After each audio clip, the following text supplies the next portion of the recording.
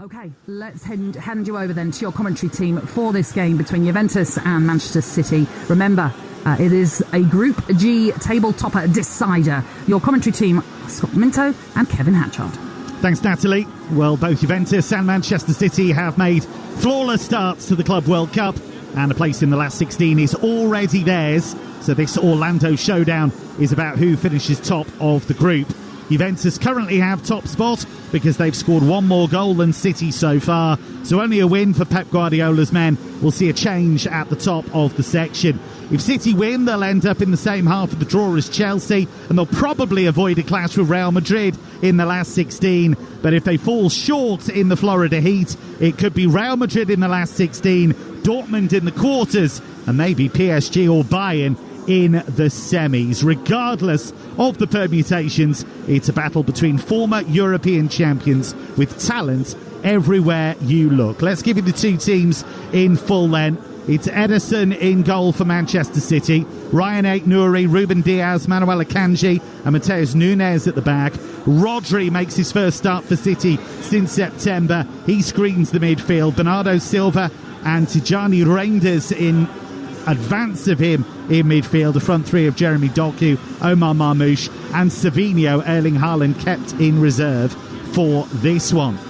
As for Juventus, Michele Di Gregorio in goal, Pierre Kalulu, Nicolo Savona and Lloyd Kelly on loan from Newcastle at the back. Alberto Costa, Manuel Locatelli, Weston McKennie and Filip Kostic across the middle. Nicolas Gonzalez, Dusan Vlahovic and Tern Koopmeiners in attack. Scott Minto, what do you make of those teams? Because Rodri being slotted into that midfield feels like the kind of move that gives the whole team a lift for Manchester City. Absolutely. It's brilliant to see him back, and I'd be very surprised if he plays the full 90 minutes, but just starting a game.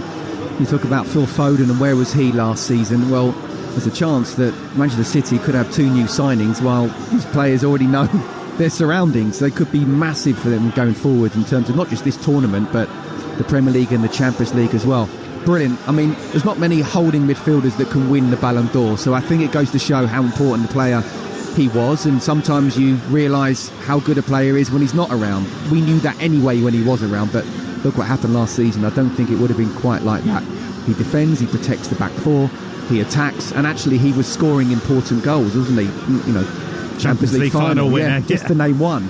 So it's massive that he's back, but they've still got to be careful, because quite often when you've been out for a long time, the rest of your body is still trying to get used to being up there in terms of where you were fitness-wise, and you can pick up little injuries. So he'll be managed for sure. He said himself it might take a few months before he's back to the Rodri that we know. Of course, you know the fullback position inside out. Want to get your thoughts on Ryan Aït-Nouri, because he's a really intriguing signing from Wolves. He's been excellent. I thought in the last game he was City's best player, actually. He was getting forward. It looks like he's been a City player for a long time. Just an excellent signing. Better going forward than defensively, but aren't City that generally anyway? So we are about to get underway at the Camping World Stadium in Orlando, the venue that was built in the 1930s, and all set for this very modern tournament, this expanded Club World Cup underway then in Orlando.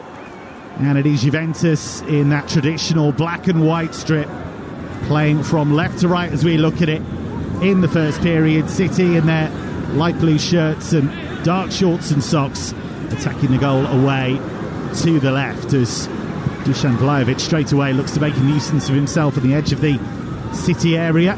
First touch for Rodri as he spreads it wide for Manchester City. His first City start since September, when he suffered what was a season-ending pretty much knee injury. He's so thrilled to be back in action. Ballon d'Or winner. And Manchester City in possession here in the Juventus half with one of their new signings, Ryan Aït-Nouri, brought in from Wolves. Made his debut against Al Ain. Both of these clubs have made flawless starts. City beat Wydad Casablanca 2-0, thrashed Al Ain 6-0, but must win this game to win the group, because Juventus have scored 9 goals so far. Beat Al Ain 5-0 and then overcame Wydad 4-1. So only a City win in the Orlando Heat sees them top the group, and they try and play it to the far side, the right And a bit of a miscommunication between Nunez and Savinho. The ball goes out for a throw. Yeah, I mean, it couldn't be much closer, can it, between these two sides, what's happened so far. Same amount of points, same goal difference. Is just because Juve have scored one more goal. And that is an advantage, because obviously there's 3 ways a game can happen, and Juve can have 2 of them and still top the group. And I do think it is important to top this group and avoid the big boys. Listen, we know that South Americans, we don't yet know who exactly they'll play, but South Americans have done well, but we know the big boys, when they're absolutely at it, of Europe, will be a very difficult team to play against. So, and also just the general feeling of winning games. If you've played 3-1-3 and you've beaten a team like Juventus, then it certainly makes you feel that you're ready to go into the knockout stages. Tournament so often all about momentum. Voice of Scott Minto there, alongside Kevin Hatchard for this one. Juventus 0, Manchester City 0 in Orlando at the Club World Cup. Winner wins the group. And whoever finishes second in this group could well face Real Madrid in the last 16. They'd end up on the same half of the draw as Bayern, as PSG, as Borussia Dortmund. Not easy games ahead. But whoever wins this game and wins the group goes into the same half of the draw as Chelsea. So we could have a very intriguing Manchester City-Chelsea clash at some stage. Here come Manchester City, just out of defence. Rodri spreads it to his left and finds Akanji, just rolls the ball back to Rodri. He's getting lots of early touches of the ball. Bernardo Silva now inside right channel, just shuttling forwards. Early cross here from Nunez towards the far post, looking for Marmoush. It just got away from him. Reinders keeps it alive for Manchester City. Finds the Belgian Jeremy Doku. Lovely little touch away from Costa. And now a nice little twist and turn on the left edge of the area, and the header from Bernardo Silva is saved by Di Gregorio. And on the follow-up, Bernardo Silva's effort deflected wide of the target. But it was a great run by Aït-Nouri down the left initially. Di Gregorio with a fine save. Do you know what? We talked about him, didn't we, just before the game, and that's where he's really good. He's looked to come inside, he's gone down the outside, whipped in a really good cross to the far post. It's a decent header from Silva. It's a really important save from Di Gregorio. What Juve do not need is to concede this early goal, and City obviously, on the other hand, if they can get it, then suddenly they're in control of the game. Yeah, there was a free kick given as Aït-Nouri tried to get involved second time around from an offside position. And it's going to be a Juve throw on the far side, the left, midway inside the Manchester City half. I'm not saying that Erling Haaland would have been in that position, but I think if the ball had come to him, Bernardo Silva, it was a decent enough header. He got it on target, but I do think Haaland would have given the keeper no chance at all. On the bench for this one, Juventus have won their last 4 competitive games. If you go back further, it's a run of 5 wins in 7. They're in good form right now under Igor Tudor, who took over late in the season, replacing Thiago Motta, and he fulfilled the brief. He was meant to qualify for the Champions League, and he did that on the final day of the Italian League season, and he's been given the job on a permanent basis since then. He's got a strong connection with the club, 9 years as a player for them in Turin. He's been an assistant there as well, and now leading the team, and goes into it with momentum. Yeah, absolutely, and I think it's important. It doesn't mean someone's going to be a great manager if he has been a player at a club for a long time, but if he is a good manager and good coach, which clearly they feel he has, if you get a feel for what the club is about, I think that is really important. 5 minutes on the watch. Juventus nil, Manchester City 0 in Orlando. Nice little turn by McKennie, who's trying to force it down the inside left channel. Weston McKennie, one of the scorers for Juventus last season as they beat Manchester City in Turin in the league phase of the Champions League. Dusan Vlahovic, who's leading the line for Juventus this evening, scored the other goal. Will that make any difference at all, do you think, Scott, to how this game goes, that confidence? I think it is really important if you can have confidence coming into any game. Absolutely. Look at Manchester City, and at this moment in time, they're sort of dominating the board at the moment. I think Juve will know that they will be quite happy to sit back and counter-attack. Not surprised the way it's gone so far. Let's get news of a goal from the other game, Wydad against Al Ain, with Ian Abrahams. Wydad 1, Al Ain 0. The goal coming on 4 minutes. Malula, right-hand side of the area, 10 yards out after a really little smart move by Wydad, lashing the ball home. 36 degrees in Washington, D.C. The heat now on Al Ain. It's Wydad 1, Al Ain 0. Nice work here from Cope Mendes for Juventus, working it to the left wing. And Filip Kostic, who's making his first start for Juventus in over a year. He was on loan at Fenerbahce last season. There was a scary moment for Ederson a few moments ago, which frightened the life out of Scott Minto. It was like you were an ex-goalkeeper when he did that. Well, from a defensive point of view, Manchester City, Ederson's brought the ball out. He's outside his box and he's tried to play a straight ball, something you kind of taught you shouldn't really do, into I think it was Bernardo Silva, and it was cut out, and Locatelli, the Juve midfielder, realised he was completely out of his goal and tried to do it first time, and he was just closed down there in the end, so it wasn't able to get anywhere sort of more than 2 yards away from him. But it was an opportunity because Ederson was completely out of his goal. Juventus 0, Manchester City 0, live Club World Cup commentary on Talksport. City just trying to keep possession and deal with the heat, which is in the 30s in terms of degrees Celsius in Orlando. But it's not just that, it's the fact that the humidity is 70%. But here's Marmoush on the move for City, down the right edge of the Juventus penalty area. Got there ahead of Savona. Savinho now works it to Doku. Nice spin on the edge of the D. He lays it off to the left-hand side, and Aït-Nouri, who'll constantly look to get forward from left-back. One of the more attacking full-backs in the Premier League. Now a bit of space for Ruben Diaz up from the back, as Manchester City send plenty of men forward. Here's Bernardo Silva, the captain of City. Recently given that role on a permanent basis. Ruben Diaz there again, rolls it into the penalty area. Looking for Savinho, the header away from Locatelli. Doesn't get very far. This is good pressure from Pep Guardiola's men. Rodri now, wearing that number 16, across to Aït-Nouri. Inside left channel, lovely ball to Doku. Great first touch. That is a superb goal. Jeremy Doku finishes off a sweeping team move. It's the perfect start for Pep Guardiola's men.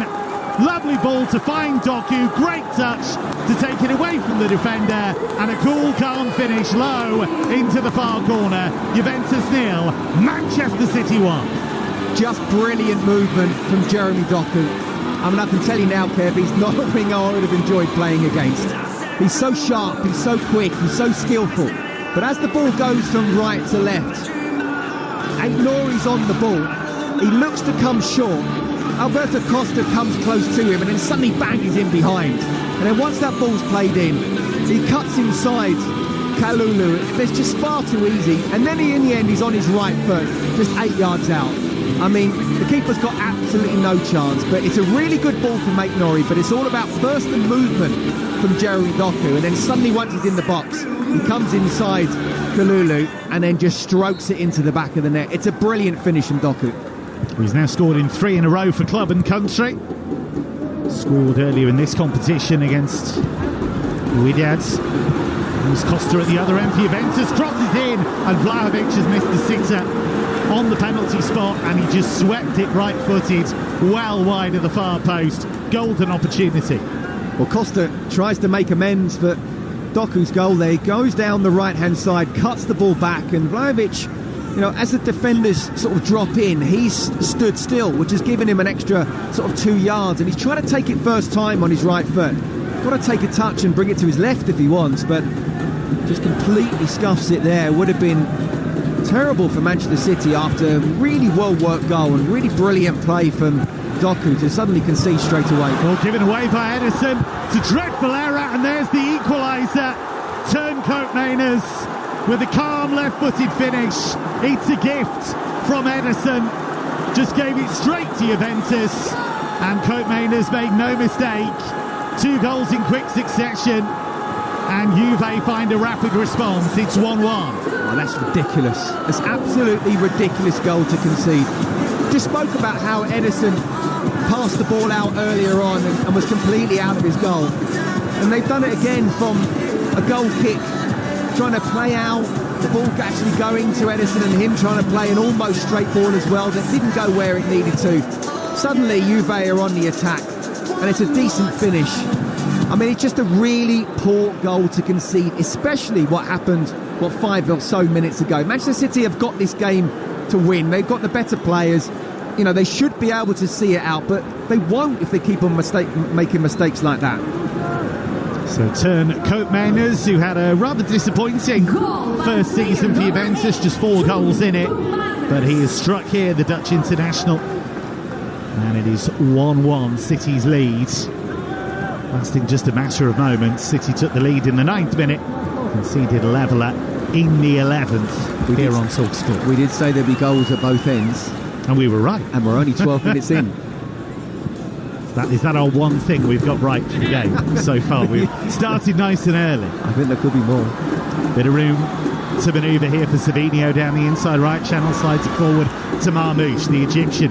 He's made such a big impact since arriving mid-season from Eintracht Frankfurt. Lays it off to Doku, who scored the City goal. Here's Bernardo Silva, great game so far. Here's Rodri, inside right channel, just drifts the ball beautifully onto the instep of Aït-Nouri. Back to Akanji now, the Swiss international. Could potentially face his old club Dortmund at some stage in this Club World Cup. Here's Rodri again, he's already directing operations. Looks like he's never been away. Such a horrible time for him. Didn't just damage his ACL, he damaged other parts of the knee as well. It was a very complex injury. Saw one of the top specialists in the world when it comes to knee injuries. Here's Mateus Nunes for Manchester City. Wide on the right-hand side, the far side as we look at it. Ruben Diaz with a curving cross into the Juve box, and that's volleyed clear on the stretch by 22-year-old Nicolo Savona. And City getting on with things. They want to respond after tossing away their advantage so casually. Play it into the area here, and the angle was always against Tijani Reinders, and he couldn't wrap his boot around it. Slices the shot well wide, and it remains Juventus 1, Manchester City 1. You're listening to the FIFA Club World Cup live on Talksport, presented by DAZN. Watch every game of the FIFA Club World Cup live and for free on DAZN. Sign up at dazn.com. Really good movement there from Reinders, just trying to get in between the centre-backs, and Kalulu does well actually trying to get as close to him as possible. In the end, Reinders has to, because the angle's so tight, take a left-foot shot, and it doesn't get on target, but that's what he can do. He's a very good passer with the ball, but he's also really good in terms of his movement, trying to get forward. Pep Guardiola has talked about giving some of the City players as much time off as possible. He said the end of the season was so demanding emotionally, so we've decided to have training but then give the players the rest of the day off. If they want to play golf or spend time with their families, then that's fine. There's been instances of Pep Guardiola and some of his players playing a bit of two-touch beach football and a bit of yoga. Well, I hope they didn't do the 72 holes that I did on Monday over there. That's about the 4th time you've mentioned that, Scott. Well, my legs are still quite scarred by that, it seems. Here come Manchester City again, with Savinho who's having a nice bright start to the game down that right-hand side. It's been an eye-catching signing.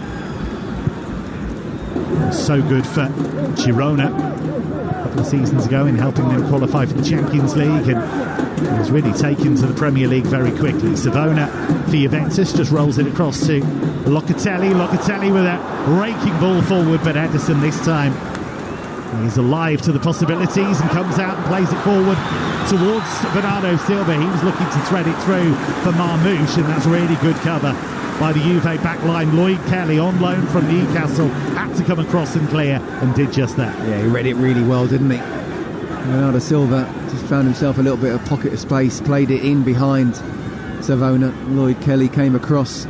Marmoush would have been in. Space here for Mateus Nunes. Forward to Savinho on that right-hand side for Manchester City. 1-1 in the 16th minute in Orlando. City have to win the group. If they fall short, it's entirely possible they could run into Real Madrid in the last 16. Real Madrid, who knocked them out of the Champions League last season. Just keep on coming up against Real Madrid time and time again in the last few seasons. It's become one of European football's modern rivalries, that one.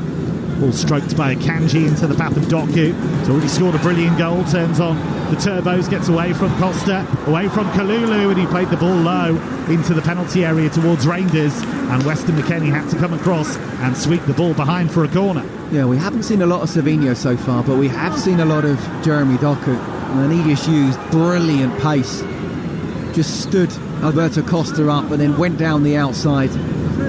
Pierre Kalulu will have to come across and help out as much as possible. But Doku, if I were a Manchester City player, I'd try to get the ball to him as much as possible. He is terrifying for defenders. The question's always been, can you produce the end product? Well, he's starting to do that for Manchester City. Bernardo Silva's corner is a poor one, just topped that into the near post. I'm not going to suggest it was like one of Scott Minto's goal shots. Here's Marmoush onto his right foot, curling cross into the area, headed away by Savona.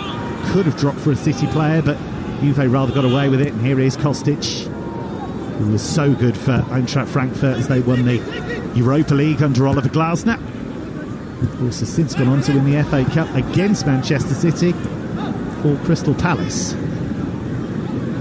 There's a footnote to what was a very disappointing story for City across the club season before this tournament. Of course, they went out of the Champions League.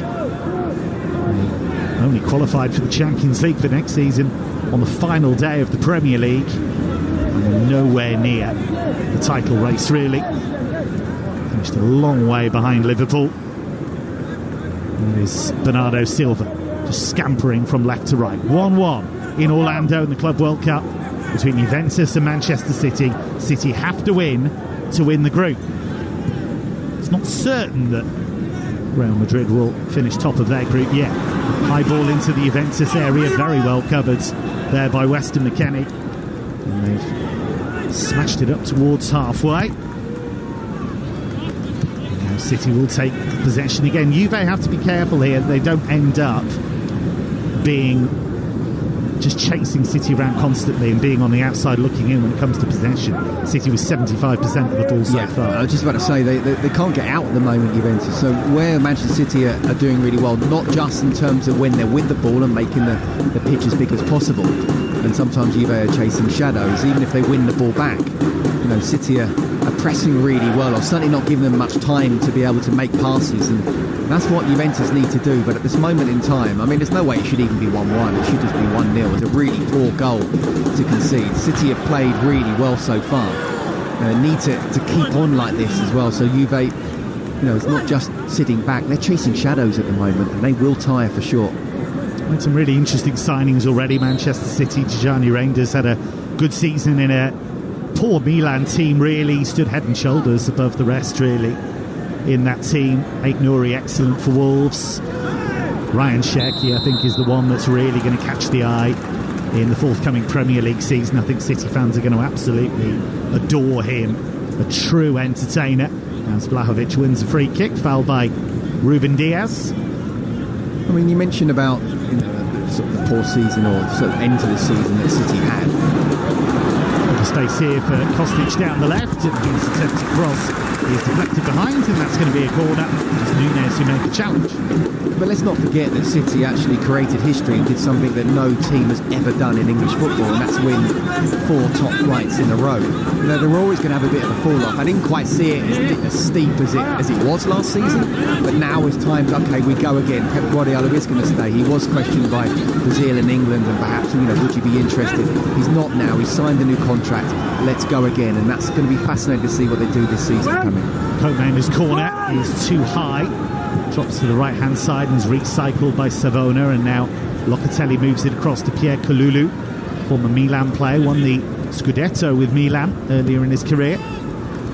Trying to find McKennie there down the left-hand side. Weston McKennie, the US international. And for Mauricio Pochettino these days at international level. Fascinated to see what the US national team does in a year's time. Long ball here towards the edge of the City area. Nicolas Gonzalez tried to lay it off. He looked miles offside, and the flag now has gone up. And we're nearly at the 21-minute mark in Orlando. Juventus 1, Manchester City 1 on Talksport. Yeah, just looking at Pep Guardiola, and he's just walking up and down the touchline. He must be happy with what he's seen so far, apart from that really bad mistake from Edison. And I'm going to keep on going on about it because he was warned a little bit earlier where we talked about how Locatelli nearly tried to take it first time from 40 yards out where Ederson was out of his goal. Can't afford to give away the ball like that in those situations. But generally speaking, I think City have played really well in the first 20 or so minutes. Ederson has described recent reports linking the move away from City as fake news, maybe inspired by President Trump. Bit of space here by midfield area with Rodri, who just tried to gun that through the middle, and it's actually broken for Marmoush here, who's got room to manoeuvre. Omar Marmoush, left edge of the penalty area, just checks, plays it back to Aït-Nouri. Aït-Nouri works it infield to Rodri, 35 yards out, inside left channel, and moves forward and is barged over there by Nicolas Gonzalez, and that's going to be a free kick in a tempting position for Manchester City. Yeah, clever play from Rodri, wasn't it? Receives the ball. You see that Nico Gonzalez wanted to try and get in there, so he just put his body there, got the touch, went down, and now it's a free kick in a dangerous position. Will be interesting to see if there's going to be a shot. I'd say it's a little bit more than 25 yards, a little bit under 30 or close to. This is Marmoush country. Yeah, certainly worth a pot for sure. I've seen him bury these in the Bundesliga time and time again. It's his kind of angle, his kind of distance. He strikes the ball with that right foot so beautifully. Got an absolutely amazing goal against Bournemouth towards the end of the Premier League season. Bernardo Silva standing over it as well, but it feels to me like Omar Marmoush is the only show in town here. We'll see. It's Marmoush, right-footed, he curls it into the top of the wall. Commentator's curse, but what I can tell you is he hit it so firmly, he's actually knocked over one of the Juve players in the wall, who is still there. I'm going to give it back in my day, but back in my day that would happen and then you just get up quickly. But obviously nowadays you do have to be careful. Anything with a head injury, referee rightly so stopping it. And I wouldn't necessarily say commentators curse. It was a really good jump from the wall. You can see there's 4 big players in there. And if that had just gone over, Di Gregorio would have been struggling to get across. It was a good strike from Marmoush. Yeah, Nicolo Savona took it full in the face there. Juve youth products. He's played as full-back, played as centre-back as well. The City players, understandably, getting as much liquid as they possibly can. And Pep Guardiola, I think, has got to be fairly pleased with the way this game has started. Apart from that one mistake, Kev, it's been really good from City. They've dominated. You know, great to see Rodri back, and he's helping start those moves as well. You know, when you look at how they're playing, I want to see a little bit more from Savinha, but Doku has been sensational. Marmoush is making really good movement as well. The Reinders are trying to get in behind. Bernardo Silva is helping Rodri boss the tempo of the game as well. It's been all City so far. Back underway, drop ball, City the ball, and here is Mateus Nunes, who of course has been repurposed into this right back. He was a midfielder at Sporting and at Wolves, but Pep Guardiola, like many elite coaches, sees a player and thinks a bit differently. Here's Reinders. Really smart signing from City, I think, Tijani Reinders. Dutch international. Here's a bit of space for Doku. Left edge of the area.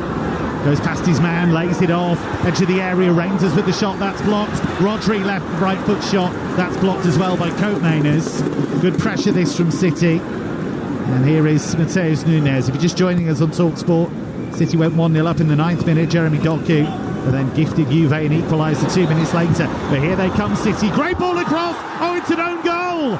Pierre Kalulu, under no pressure really, has just played the ball beyond his own goalkeeper, Di Gregorio. And there are gifts being given aplenty in Orlando. Pierre Kalulu with an embarrassing moment, and it's Manchester City leading 2-1 against Juventus. Oh, look, it's a horrendous goal to concede if you are Pierre Kalulu. But let's give a lot of credit to Mateus Nunes. The way he just ran, there's an underlap, and the ball was played in behind from Savinha. Really good play from the right winger and then the right back. And it's a vicious ball across, but it's one that there's no doubt about it. Kalulu should be able to deal with it. He tried to let it come across his left foot and just kick it out for a corner. In the end, it's come off his heel, giving his keeper no chance whatsoever. It's a horrendous own goal, but well done, Mateus Nunes, for getting into that position and putting in a dangerous cross. Well, just what we were talking about that change of position actually, for Nunez. We know him as a lung-busting midfielder, but he makes those runs time and time again. Scored that late winner against Aston Villa towards the end of the Premier League season with a fine late run. And it was a teasing cross, but the truth is, Kalulu under no real pressure. Here goes Reinders, though, for Manchester City, left foot shot. That's charged down. He was just inside the box. It's come out to Doku. Doku, electrifying so far. But then Marmoush has overrun it, and now Juventus will look to bring the ball clear with Nicolas Gonzalez. He's overrun that. And across comes Manuel Akanji to sweep up the danger. Excellent defending from him. And Nicolas Gonzalez frustrated, but the game is wide open. It feels like a match where anything could happen. Yeah, absolutely, and I think there will be more goals. There's 3 already within the first half an hour. I can see another 3 coming the way these teams are playing, and actually they should be coming from Manchester City. I'll go back to the fact that the only reason Juve have got a goal is because of a horrendous mistake from Edison. City are bossing this game in every way, in terms of territory, in terms of possession, in terms of creating chances, getting shots on target. It's been a really good performance apart from that one mistake. So if they get their head right, not only do I think City can win this game, but they can win by 2 or 3 goals.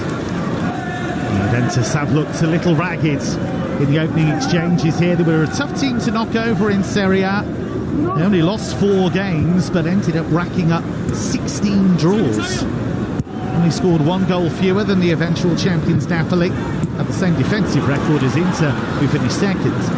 Here can Juventus down the inside left channel with McKennie. Now it comes out to Kostic, winds up the left foot cross. So strong on his left foot, Kostic. Doesn't really like to use his right if he can avoid it. And City have dealt with the danger, and now they can bring the ball away. And here goes Savinho. Doku now hugging the right touchline, happy to threaten on either flank. 28 minutes gone on Talksport, live Club World Cup commentary. Juventus 1, Manchester City 2. Balls from Jeremy Doku with an own goal from Kalulu. Here comes City again down the inside right channel, but Reinders misjudges that pass, and Juventus able to clear. Doku thinks about the cross, changes his mind down the right hand side. Now he plays it to Savinho. Savinho will take on Koopmeiners on the right edge of the Juventus penalty area, lays it off the Brazilian, swept in by Nunez, and that was away by Juventus, but just can't get out at the moment. Every time Juventus get it, they are clearing the ball in panicky fashion, and it just keeps on coming back at them. Just blue waves. I suppose you should be used to that in Florida. Bit of space here for Nunez, out to the right touchline, and Doku. Can City find a 3rd goal that would give them breathing space? Guardiola did feel that second half of this game is going to be really important because of the heat. There'll be plenty of changes for both teams. Savinho taking on Koopmeiners on the far side of the City right. Goes back again to Rodri. City fans will be so pleased to see and hear about him striding round midfield. Space here for Aït-Nouri on the left. He's got Costa for company. He has to go back to Reinders. One new signing, linking up with another. And Juventus chasing shadows at the moment, and that's what City want them to do in this cloying heat. 70% humidity. Here is Doku away from the challenge of Gonzalez. Can't get into the game at the moment. Nicolas Gonzalez. Now Aït-Nouri just glides away from 2 challenges. Brilliant from him. Now Doku, left corner of the penalty area. Back to Reinders. Reinders chips it into the penalty area. And the shot by Marmoush was a good one. He was looking for the bottom corner, the far corner, but Di Gregorio makes a sharp save. Yeah, I mean, it's all City now, isn't it? And even when Juve do get the ball, you can see the pressing. Despite the heat and humidity, City seem to be a yard or 2 quicker, sharper. And they're absolutely just suffocating Juventus at the moment, not able to get out of their half, let alone try and create a chance. So again, Edison just needs to be careful. The defenders need to be careful. They're dominating this game. This should be a 4-1 game at least, in my opinion, what we've seen so far. Just about concentration for sure. Well, the players move towards the sidelines for a cooling break. Let's get an update from the other game in this group, Wydad against Al Ain with Ian Abrahams.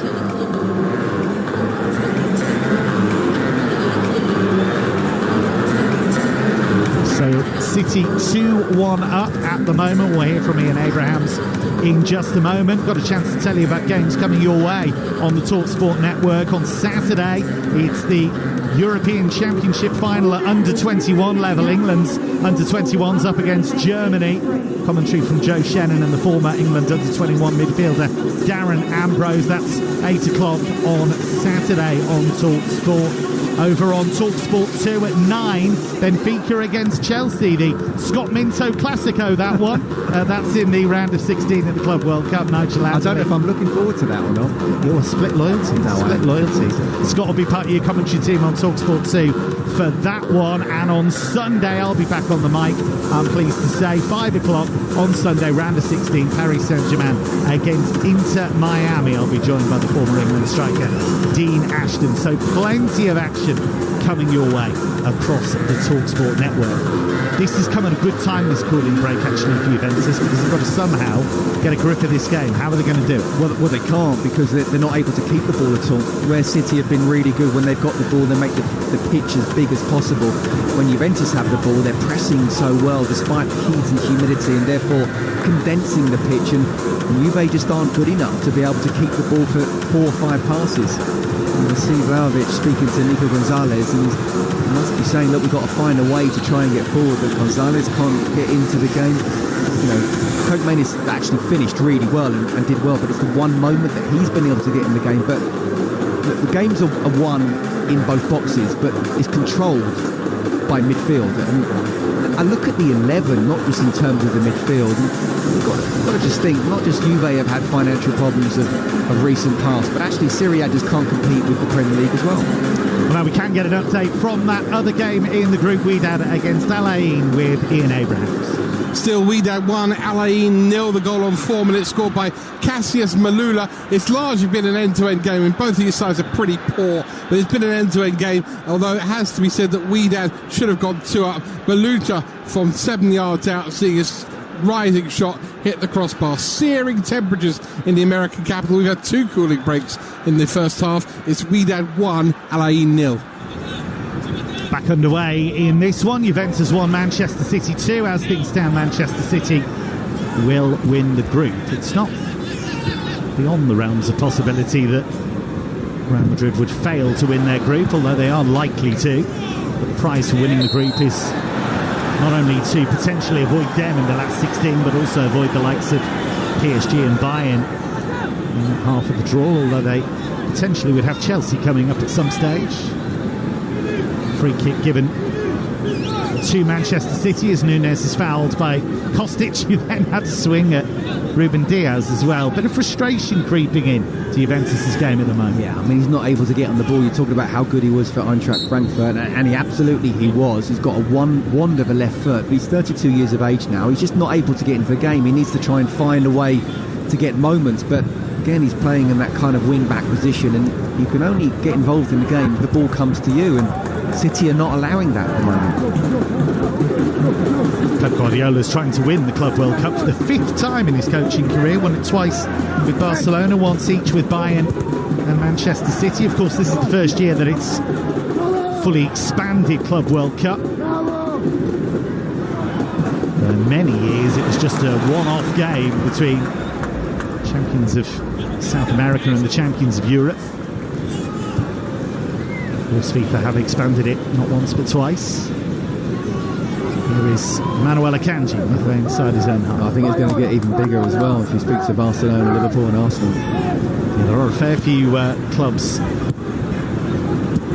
wailing and gnashing their teeth at the moment, having missed out on this. Of course, the next one is in 4 years' time. Here's Doku down the inside left channel. It's the final 10 minutes of the first half. Doku scampering into the area. Jeremy Doku, it's another brilliant run, and he cuts it back, and a mixture of Savona and Kalulu gets the job done. Here goes Ait Nouri now. Down the left-hand side, a curling cross that was just curling away from Savinho. It's come to Nunes, inside right channel, edge of the area. He finds the Brazilian Savinho. City with their tails up. They seem to be dealing with the heat incredibly well at the moment. The way to do that, of course, is make the ball do the work. Doku now up against Alberto Costa, just 21, a Portuguese youth international. He was signed from Vitória Guimarães. Inexperienced, though, at this kind of level, and Doku's caused him all kinds of problems so far. City dominating at the moment. I think he's learning a lot today, Costa.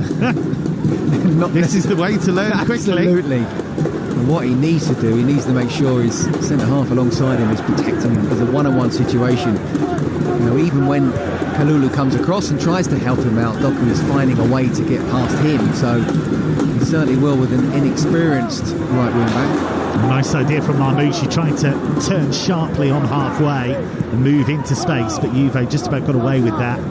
Managed to get a tickle on the ball and stop Marmoush running through. That's nicely spread by Locatelli. Now to Nicolas Gonzalez, who skips away from Bernardo Silva, and Bernardo Silva decides he's not going to put up with that and leaves him in a heap on the floor. That's going to be a free kick to Juventus, but nothing more than that. Live Club World Cup commentary on Talksport. 37 minutes gone, Juventus 1, Manchester City 2. City twice in front. First through Jeremy Doku and then through an own goal from Pierre Kalulu. There's an equaliser from Turncoat Mains. Juve now looking for a second equaliser, but an offside against Alberto Costa. Going into this tournament, Juventus have racked up 21 clean sheets in all competitions. One of those was against Manchester City in the Champions League, but Scott, it feels like a very different City team at the moment. Yeah, it does. I really couldn't be more impressed with Manchester City and how they've played it. I'm fascinated to see how they'll do, you know, this coming season in the Premier League, and the combination, obviously, with the Champions League. And it was important to make sure they finished in there. And it's incredible to say after winning it for 4 previous seasons, but you know, they did create history in English football by doing what they're doing. I think it's almost be inhuman to have won it for a 5th time, but disappointing to have lost that FA Cup final, but at least they did get into the Champions League. Gorgeous ball by Reinders, curling it into the path of Savinho, who's into the penalty area. Left foot shot straight to Di Gregorio, but the pass from Reinders was a work of art. Brilliant. That's exactly what he can do. He loves to find little pockets of space and get in behind Reinders, but he's also a really good passer of the ball. I talked about how Doku has got involved and looks so dangerous on one side. Savinho hasn't as much. Juventus have given the ball straight to Marmoush, left edge of the Juve penalty area. Just lays it off to Doku. He had options in the box there, Marmoush, but chose to keep possession instead. Now Rodri making his first City start since September. Huge moment for him personally, and a massive moment for City. A milestone on his road to recovery. Here is Doku, who's having so much fun against this Juventus team. He could be, in the next few seasons, one of the most exciting players in Europe. He has all the natural talent. It's always just been about, can he get that consistency? And when he's got this level of player around him, the sky's the limit. Yeah, couldn't agree more. He's a player, you know, I always think as a fullback, you know, do I think I could handle him, or how much would he scare me? And he would scare me a lot, because he's quick, he's strong, he can go inside, outside. Although he's predominantly right-footed, he can cross the ball with his left foot. He can go everywhere. So I really think under Pep Guardiola, he's only going to get better and better. Here he is again. Long hair trailing behind him, waiting for support to arrive. He's just slowed it down now. There's no protection there, Kev. I mean, he should have just gone at him. He's got Costa, he knows that. And Costa knows that as well. There was no one coming round to help out Costa, so go and take him on. And Kalulu belatedly had to come out there, and that's not what Juventus want. And actually, I think they've changed it a little bit. I think they've moved Kalulu out there as centre-back, really. He can play full-back, but they've moved him out there, and they've moved Costa a little bit further infield. I think they've realised that Costa is struggling badly against Doku. It's always a good sign for a winger if you've seen off a full-back and they're having to change things around. 41st minute in Orlando, Club World Cup. City 2-1 up against Juventus here on Talksport. Here's Reinders in the penalty area. Lays it off to Savinho. Cross to the outside of the boot. Comes through to Nouri, who struck a bouncing effort just inside the far post. And Di Gregorio got across and pushed the ball away as heavy rain starts to fall in Orlando. Here comes City again. Bernardo Silva cuts it back. Rodri plays it towards the edge of the area. That's away by Weston McKennie. That rain is absolutely flying down at the moment. City should be used to that coming from Manchester, but this is slightly different, of course. Rodri now, low ball into Bernardo Silva, onto his left foot, shot charge down, the ball loops up in the air and goes behind for a corner. Yeah, even Pep Guardiola has gone and sat on the bench and a little bit wet. He doesn't want to get wetter. It really is pouring it down. I think Laurie had that shot and he kind of scuffed it into the ground, but it was going on target and still needed a good save to push it out wide. This is all City at the moment. Some fans had the foresight to bring ponchos, would you believe? Other fans would have looked at them thinking, what have you brought that for? And now you know. Now you know. It's going to be a corner to City on the far side, the right. Nice curl on it, but headed away at the near post by Juventus. It comes out to Bernardo Silva, the City captain. Right corner of the penalty area.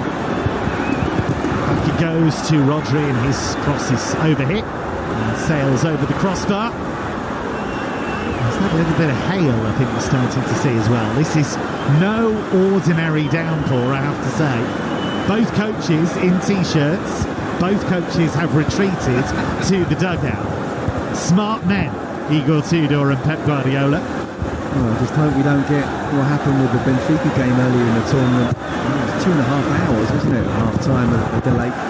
Had a few weather delays, actually, in the tournament. We also had one not for the Bayern-Benfica game, but the other game in that group, and there is potential for that to be a problem at the World Cup in a year's time, because you've got two group games that are supposed to finish at the same time, or at least supposed to run at the same time, and then one of them gets delayed by half an hour, and then that team knows what they have to do. Yeah, what do? Do they stop the other one?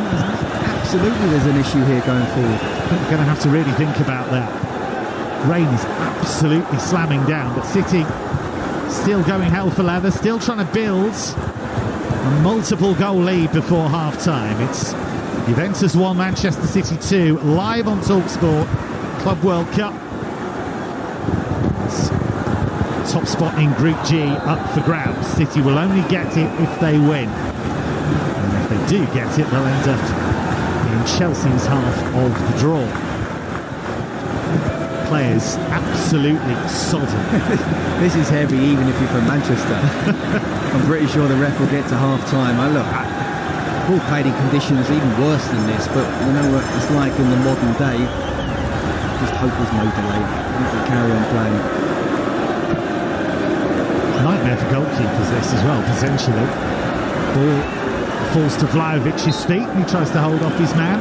He's just not got in the game at all. He's got a good battle going on with Ruben Diaz at the moment. Dusan Vlahovic, a player who has a good goal-scoring record for Juve, 57 goals in 144 games, but it came with a big price tag and a big reputation from Fiorentina, and it's never really quite happened for him in terms of winning the Juve fans over and then believing that he's the star striker he was always meant to be. Yeah, I feel sorry for him in this particular game because not given any quality ball, because the Juventus midfield have not been able to have quality ball, and I just saw him make a run in behind, in between the two centre-halves, and the ball wasn't played, even attempted to go, and it was the frustration that he had. And when as a striker, if you're not getting involved and you make those runs and the balls aren't coming, I do kind of feel sorry for him. And Juve are so much under pressure from Manchester City in possession that a defender should look up and look for that ball over the top.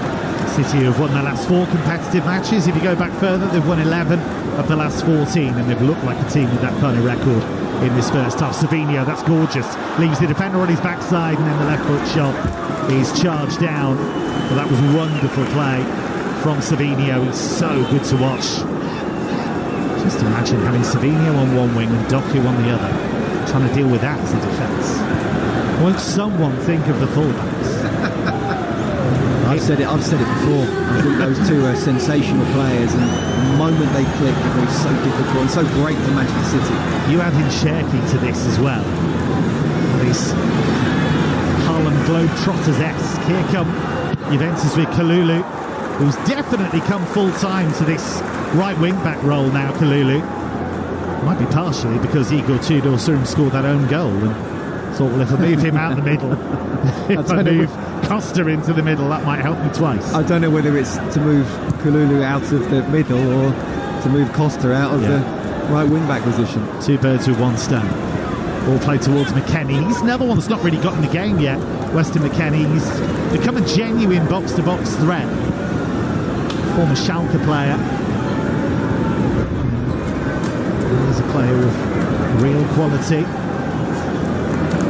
The news of a goal from elsewhere in just a moment as City break down this right-hand side. There has been another goal in the game between Wydad and Alain, but here's Savinho moving into the penalty area. Just drops the shoulder onto his left foot. Lays it off here to Ait Nouri. Ait Nouri works it to Reinders, wearing number 4, inside left channel. 30 yards out. Moves into Doku's path. Doku then sees Nunes take it up. Now Ruben Diaz inside right channel. 35 yards from goal. Back out to Nunes. Manchester City just looking to thread the needle here to find a way through. How they would love a third goal before half-time. Juve just chasing shadows at the moment. Here is Akanji just to the left of the centre circle. Forward it goes to Rodri, who's seen out the first half with no problems really. All played over the top by City. Di Gregorio started to come out and then that swept away by Lloyd Kelly, and Juve again under real pressure here. City just turning the screw. We'll bring you news of that goal in just a moment from the other game, but City on the front foot relentlessly here. Nouri's throw, finding Reinders, who's forced back towards Akanji. And now Ruben Diaz. City have made a mockery of the conditions in the sense that they've played with energy, they've kept the ball, they've moved it so cleverly and so well. And Juve have been forced to chase around in this extreme heat. Great work again by Savinho into the area, cuts it back. Locatelli should deal with the danger, but then gives it away so cheaply to Marmoush. Winds up the right foot shot, and it's wide of the target. Let's bring you news of that goal from elsewhere with Ian Abrahams. Wydad 1, Alain 1. They've finally scored, the team from the United Arab Emirates. Laba from the penalty spot given by VAR. Wydad 1, Alain 1. Thanks, Ian. A wonderful strike here from Marmoush. I thought initially it had gone just wide of the target, but Di Gregorio got fingertips to that, sent it round the post. It's going to be a corner to City. I think it would have hit the base of the upright, but Di Gregorio wasn't to know that, and could have gone anywhere after that, so it's actually a really good stretch by the keeper. And Marmoush will take this corner. It might be City's last chance of the first period, and it's a really awful corner. They'll get another chance. Sliced behind for another corner by Locatelli. Yeah, awful corner, an awful clearance, and it does give them another chance. What? Just literally seconds away from those 4 minutes. And, great opportunity for them to go in 2 up. Final roll of the dice here from City in this first half. High hanging corner, the header by Akanji, comfortably cleared, and the whistle is blown by our referee Clement Turpin. And Manchester City, as things stand, are going to win their group. 2-1 up at the break. Jeremy Doku with a fabulous opener in the 9th minute, but then Ederson's error gifted an equaliser just a couple of minutes later to turn Cope Mainers, and then a catastrophic own goal from Pierre Kalulu in the 26th minute has given us a half-time score of Juventus 1, Manchester City 2. Scott and Kevin, thank you very much. So after a first half that ended with everyone at the Camping World Stadium in Florida soaked, Manchester City won't care, as they are potentially 45 minutes away from winning Group G and potentially missing Real Madrid as well in the last 16. 2-1 they lead then at the break. You're listening to the FIFA Club World Cup live on Talksport, presented by DAZN. Watch every game of the FIFA Club World Cup live and for free on DAZN. Sign up at DAZN.com.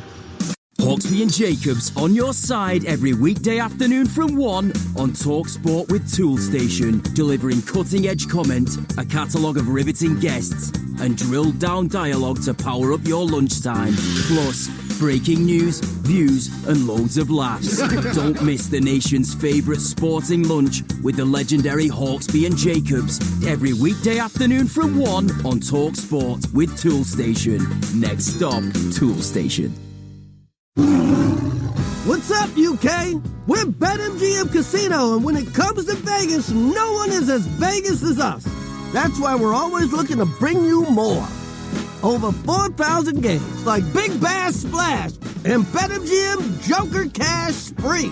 And play live from the MGM Grand and Bellagio. BetMGM. If it ain't us, it ain't Vegas. 18 plus, please gamble responsibly. The countdown is on to the most electrifying rock and roll reunion of the century. Oasis Live 25. And Talksport is giving you the chance to win a pair of tickets to experience rock history being made in Manchester. Plus, we'll put you up in a hotel and give you $5,000 spending money.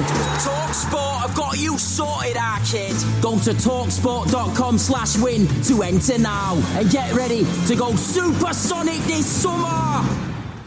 Presented by DAZN. Watch every game of the FIFA Club World Cup live and for free on DAZN. Sign up now at DAZN.com. At Betfred, we're proud to back British horse racing. The lightning speed, the thunder of hooves, the roar of the crowd. This flat season, Betfred are making history as the first bookmaker to sponsor all 5 British classics. Check out our range of horse racing markets, daily offers and price boosts in shops and online. Love racing? Betfred. Selected races only. T's and C's apply. 18 plus gambleaware.org. Car owners, you could be owed thousands in compensation. If you bought a car on finance from 2007 onwards, it may have been sold with hidden commissions. Text SPORT to 86688. My Claim Group. Authorized and regulated by the Financial Conduct Authority. You don't need to use a CMC. You can claim direct to your lender and the Financial Ombudsman for free. Text SPORT to 86688. Claims made simple. You've worked hard to build your business, so it's important it's properly protected. At NFU Mutual, our tradesman insurance has received a 5-star rating by De Facto for the past 10 years. No wonder 9 out of 10 of our business insurance customers renew every year. With agency offices across the UK, we're closer to you, closer to your business, closer to what matters. Search NFU Mutual Builders and Trades Insurance. When you're growing a small business, you need someone who understands the ins and outs. And whether you're a tailor or an accountant, you need the tools to succeed. With an HSBC small business banking account, you'll have free accounting tools and access to our business specialists, virtually or in person. Because whatever your small business looks like, we're with you all the way. Search HSBC small business banking account to get started. Subject to application, eligibility, credit check and T's and C's. Visit hsbc.co.uk for details. Woohoo! Go grab a deal in the Go Outdoors Summer Clear Out. I've heard there's mega savings on everything you need to get kitted out for summer adventures. Hiking, camping, even paddleboarding. Better fly down there while stocks last. With your membership £5, T's and C's apply. Go Outdoors. Discover freedom! Whatever kind of football fan you are, Talksport and the Coral Daily Download are here for it to celebrate the fans every day. Whether you're a front row seater or a prawn sandwich eater, a half and half scarf wearer or a lifelong faithful torchbearer, a retro shirt for every game or bare-chested, even in the rain. For all the latest news, reaction and odds this season, don't miss the Coral Daily Download every morning from 6 on Talksport. With Coral, we're here for the fans. 18 plus gambleaware.org. On 1089 and 1053 medium wave on your mobile and on your smart TV. Club World Cup Football. Unmissable live commentary as worldwide winning football giants battle across the USA. Going for goals. Do Club Americana. Goals are free. The FIFA Club World Cup live and exclusive on Talksport.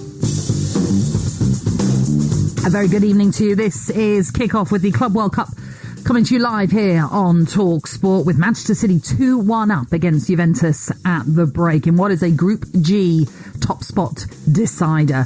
For Juventus, a draw is all they need to secure that number 1 position. As for City, it is win or bust, in the sense of they need to win the group to potentially avoid Real Madrid in the first of the knockout rounds, coming your way on Talksport.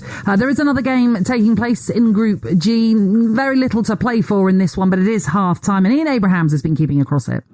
Yeah, Wydad 1, Al Ain 1. Wydad from Morocco ahead after 4 minutes. Cassius Malula from 10 yards out, thrashing the ball past Rui Patricio in the Al Ain goal. At that point, it looked like they would have the bragging rights at the end of this game, with the two sides, of course, flying home after the match. But Al Ain, managed by Vladimir Ivic, the former Watford manager, hadn't scored in the tournament. They had a goal disallowed by Labba before, right on half-time, the same player from the penalty spot got them up and running in the tournament. The penalty given by VAR for a foul on Jasic, and Labba sent the goalkeeper the wrong way, putting it high into the back of the net. Half-time in Washington, where it's 36 degrees, Wydad 1, Al Ain 1.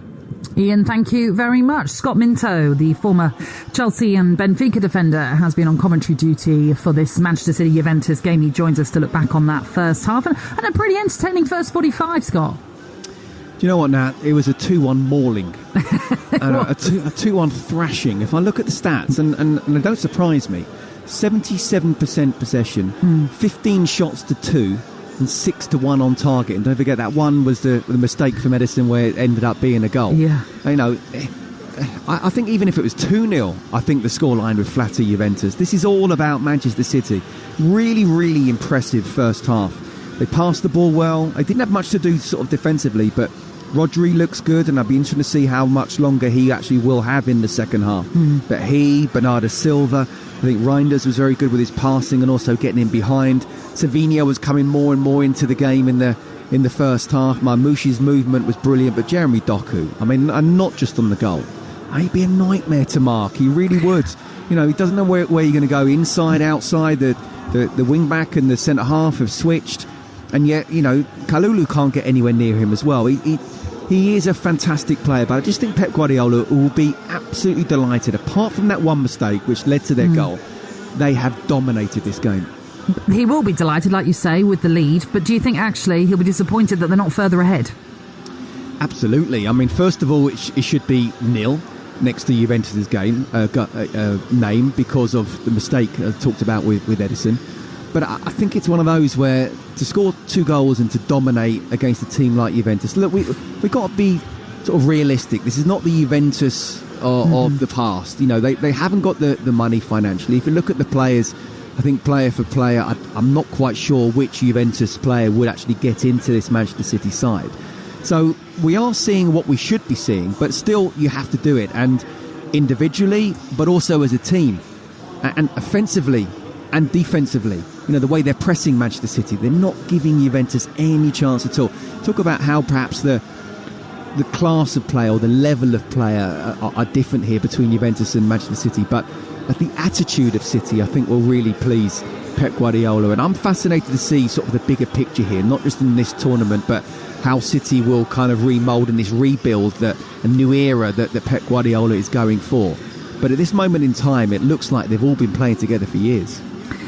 Talk to me about Rodri then, because this is his first start since September of last year. It looks as though he's having a good 45 minutes, but when you've had such a serious injury like that, how hard is it to get back into playing football and football at a top level? It's so hard, it really is, even for a Ballon d'Or winner. You know, I think Pep Guardiola is... Look, there's lots of managers out there who would be the perfect manager in terms of managing, because they understand what it's like. But certainly Pep Guardiola, the position that he played as a player, but also the manager he is as well, he knows exactly, one, about that position, but two, from the physical aspect, of what he needs to do to get Rodri to his best. The last thing they need is even winning the competition, but Rodri having a massive setback and being out for another 3 or 4 months. We talked about how we see this Club World Cup, and some, see it as reasonably important. Certainly the owners do, others don't. Well, you're in this competition. If you can win it, we know that FIFA and Infantino wants to make this the first of many and get it bigger and bigger and bigger. So, you want to win the inaugural tournament. But at the same time, Pep Guardiola has to look after Rodri, and he knows that as much as you want to win this, the Premier League and the Champions League are more important at this moment in time. So he will be managed. I would imagine he'll get another 15 minutes, and whatever the score, even if it's 2-2 for some bizarre reason, then he will still be getting taken off and being looked after. All right, Scott, for now, thank you very much. We'll have more from you in just a moment, but let's bring in the halftime odds with Ladbrokes. Odds update on Talksport with Ladbrokes. Get money back as a free bet up to £10 if one leg of your Football 5 Plus acca lets you down. Pre-match straight line accas only. Odds are 3-1 or greater. 18 plus gambleaware.org. Okay, lots to get through with the latest odds from Ladbrokes then, and it's all looking good for a City win. And if you fancy going for them, well, it's an odds-on 9-2 for City to come through this one and win the game, as they are doing at the break. If you think Juventus, though, can turn it around, and we do expect changes, I'm sure, from Igor Tudor as he does look to turn this game around, they're now best price at 12-1 with the draw, a price of 17-4. Manchester City have certainly had their chances in this game. They might be disappointed that they don't have more on the board. Odds on 5-4 for them to score next, whereas Juventus, if they had to get onto the score sheet like they did through that mistake from Ederson that led to Koopmeiners' goal, well, they are priced at 19-10 to score next. Jeremy Doku has had an impressive first 45. He opened the scoring for Manchester City. If you think he can score another to secure a brace, then that's a 9-2 shot. No cards as of yet in this game, but in terms of a red card, then Ladbrokes are going for 7-2 for a player to be sent off in this game. And if you're looking for any other goal scorer markets, well, Marmoush for City is priced to score next at 9-2, whereas Juventus' Vlahovic is 15-2 to get on the score sheet next. That was the latest odds with Ladbrokes. It's 18 and over. BigGambleAware.org. Odds update on Talksport with Ladbrokes. Supercharge your odds with our Odds Boost button. Selected markets applies to first £50 of stake. Terms apply. 18 plus. GambleAware.org. Okay, we are awaiting the second half then for this game between Juventus and Manchester City, taking place in Orlando, where the heavens opened up. And if you know about Florida weather, well, storms can break at any moment, and fiercely as well. You can see that theme parks and rides can temporarily closed, water parks too, and those players were certainly soaked, as were the fans, because there's no cover in this Camping World Stadium. So let's bring back Scott Minto and our commentator Kevin Hatchard as we look ahead to this second half then. And both Scott and Kevin, as I mentioned, Igor Tudor, he's going to have to make changes if he wants to get his team back into this one. Yeah, I think he is. I think he's going to have to somehow change the pattern of play because there's no threat going the other way. And at the moment, every time Juventus win it back from Manchester City, City are in position every single time. So there's no imagination playing through City at all. Vlahovic has been on an island, effectively. He's had no support whatsoever. Kenan Yildiz, I can understand why he was rested, because he's been a really important player for them. He's been razor sharp in the first two games, so I understand why he wouldn't necessarily start this game. But he's the kind of guy they're crying out for at the moment, somebody who could just link that midfield to Vlahovic and try and give him a bit more support. So I think we will see him at some stage, because if it carries on the way it's going, City are not just going to win this, they're going to win it pretty comfortably. Scott, you mentioned obviously Jeremy Doku, and wow, what a winger he is. One player also I think stood out was Ryan Aït-Nouri. He's certainly having an impressive time of his early career at Manchester City. Yeah, he was arguably man of the match in the last game, and he was brilliant in that first half, getting forward. Look, not a lot to do defensively. I like Nico Gonzalez. I think he's a really good player, but he's not been able to get, because of the midfield, because they've been overrun completely, he's not been able to get at the left back. So Aït-Nouri's been able to get forward all the time. He can come inside, he can be an inverted midfielder if he wants, he can go out on the outside, and Doku can come in. There's a real kind of great involvement from these players here, and I go back to the fact of they're all being chucked together certainly as a team anyway, but it looks like they've been playing for absolutely ages. I don't know what they've been talking on the golf course or whatever, but Pep Guardiola looks like he's been doing tactics or whatever. Do you want to mention your golf? No, just I mean, that would be 5 times. Not my now. golf. What are we going to do about him? Not my golf. I didn't mention my golf. It was just Kevin mentioned they've been playing the golf. So, but it just looks like they've been playing together for a very long time indeed. So yeah, Aït-Nouri for me definitely. Doku, I mean, down that left-hand side, I wouldn't want to be the Juventus player down on the right-hand side. But I do think you're right in terms of Juve's point of view. And he does have options off the bench for sure. Not just Yildiz has been arguably their best player, but Conceição is a player that I talked about and I really like as well. Colin Moani can come on up front as well. But in midfield, they need to sort things out. So don't be surprised if Douglas Luiz comes on just to try and add a little bit of steel in there and try to keep the ball, because that's not what they've been able to do. Yeah, Douglas Luiz making his way out to the bench as the Juventus players make their way out as well for this second half. Just a quick word on that Ederson mistake then. Did that come about from an Ederson error, or did it come from a bit of Juventus pressure? Because at that moment, there were about three Juventus players playing quite aggressive and high up top as well. Yeah, look, there's no doubt about it. He was sort of rushed with his pass, but if you can't make the pass, then don't make it. Go a little bit longer. We know how good he is in that long pass, and there's too many goalkeepers nowadays who try to pass it. And to be fair, you talk about Pep Guardiola, and he loves that kind of almost total football. He doesn't mind Ederson going long when he needs to. So it's Ederson's decision. If he feels that he's being pressured by Juve, and fair play to them for doing that, then he's just got to get rid of it. And if he's not able to make the pass, go a little bit longer. So it's an Ederson mistake for sure.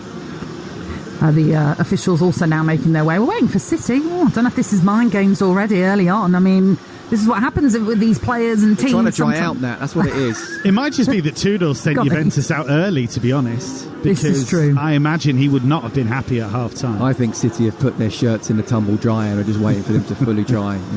Yeah, got the heaters on, making sure they're all nice and cosy before they come out for this second half. Lots of discussions taking place as City make their way out. And it looks as though we might see the introduction of a well-known striker, Kevin. That doesn't seem fair, does it? Bring on Erling Haaland at half-time when you've had to deal with Doku and Savinho and the runs from Rangers and Rodri striding around, and then you bring on Haaland at half-time. That seems very, very unfair.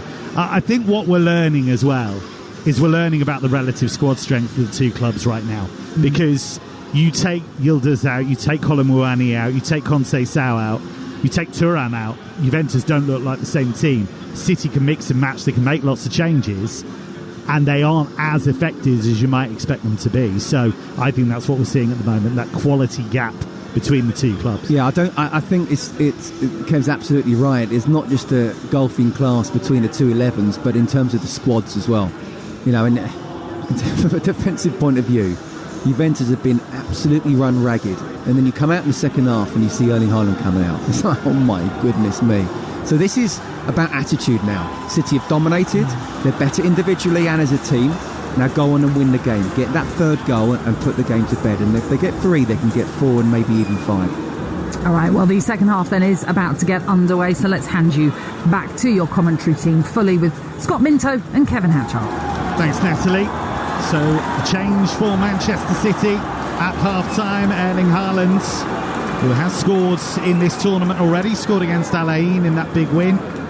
He is on for Omar Marmoush at half-time. No changes for Juventus, which is perhaps something of a surprise. Just the one from City, but we're expecting a whole raft of changes from both teams as this second half progresses. As things stand, City are going to win the game and win the group.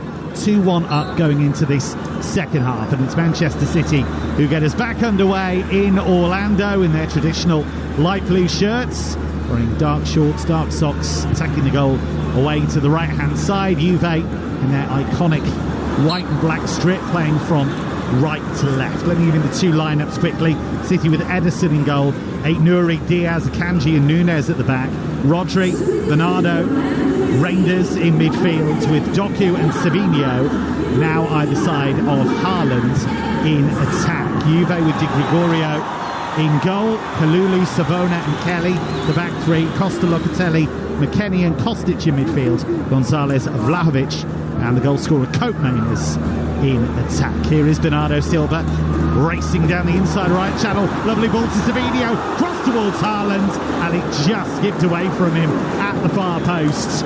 Maybe if he'd been on a little longer he might have caught up with that one, but it was another incisive City move. Brilliant, absolutely brilliant play from City.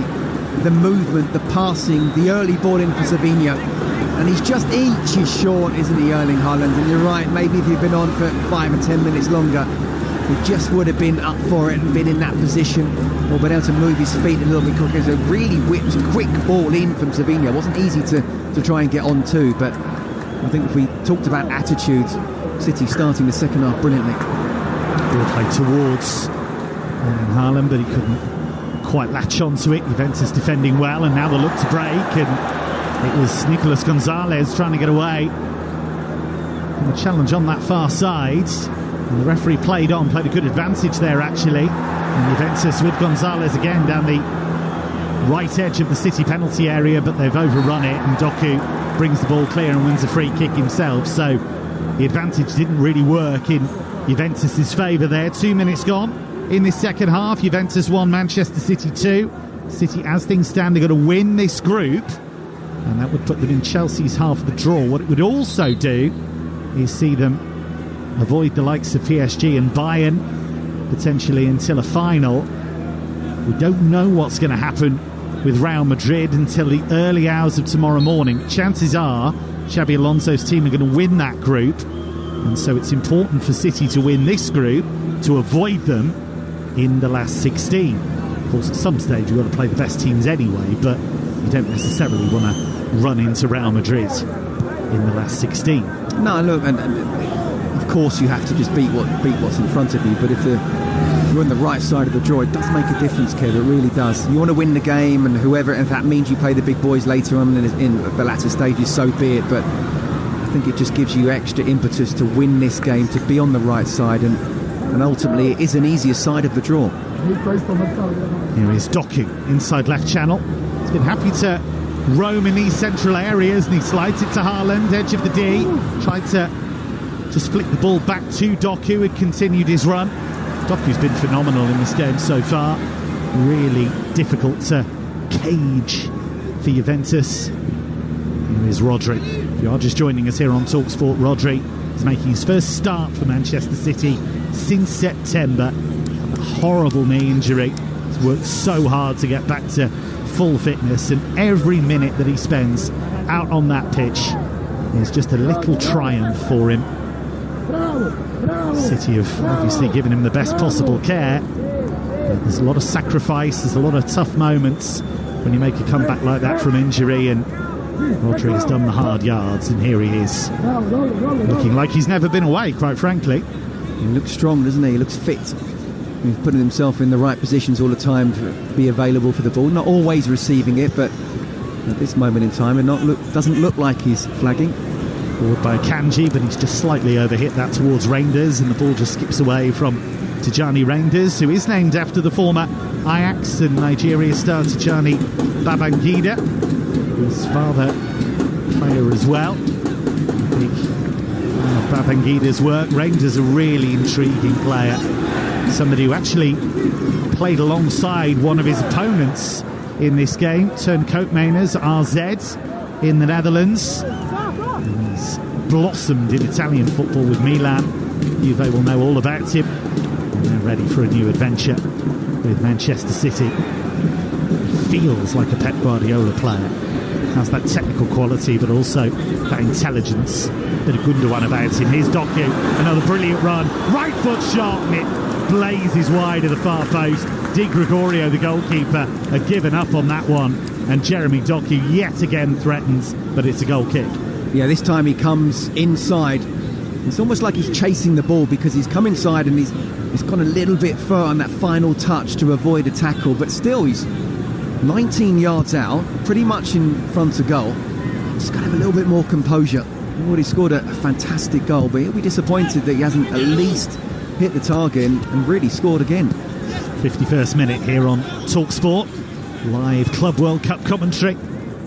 Juventus 1, Manchester City 2. All of the goals in the first 26 minutes of the game. Doku put City in front in the 9th minute. 2 minutes later, Ederson gifted Turncoat-Mainers an equaliser. And a quarter of an hour after that, horrible own goal from Pierre Kalulu gave City the advantage once again. City have been well worth it. Pep Guardiola took charge of Manchester City back in 2016. Since then, they've won more games, scored more goals, kept more clean sheets than any team in Europe's top 5 leagues. And they're in here. Nunez across to Haaland, and they've got another. He's only been on the field 6 minutes, and Erling Haaland gives City breathing space. Juventus sliced apart again. It was a tap-in.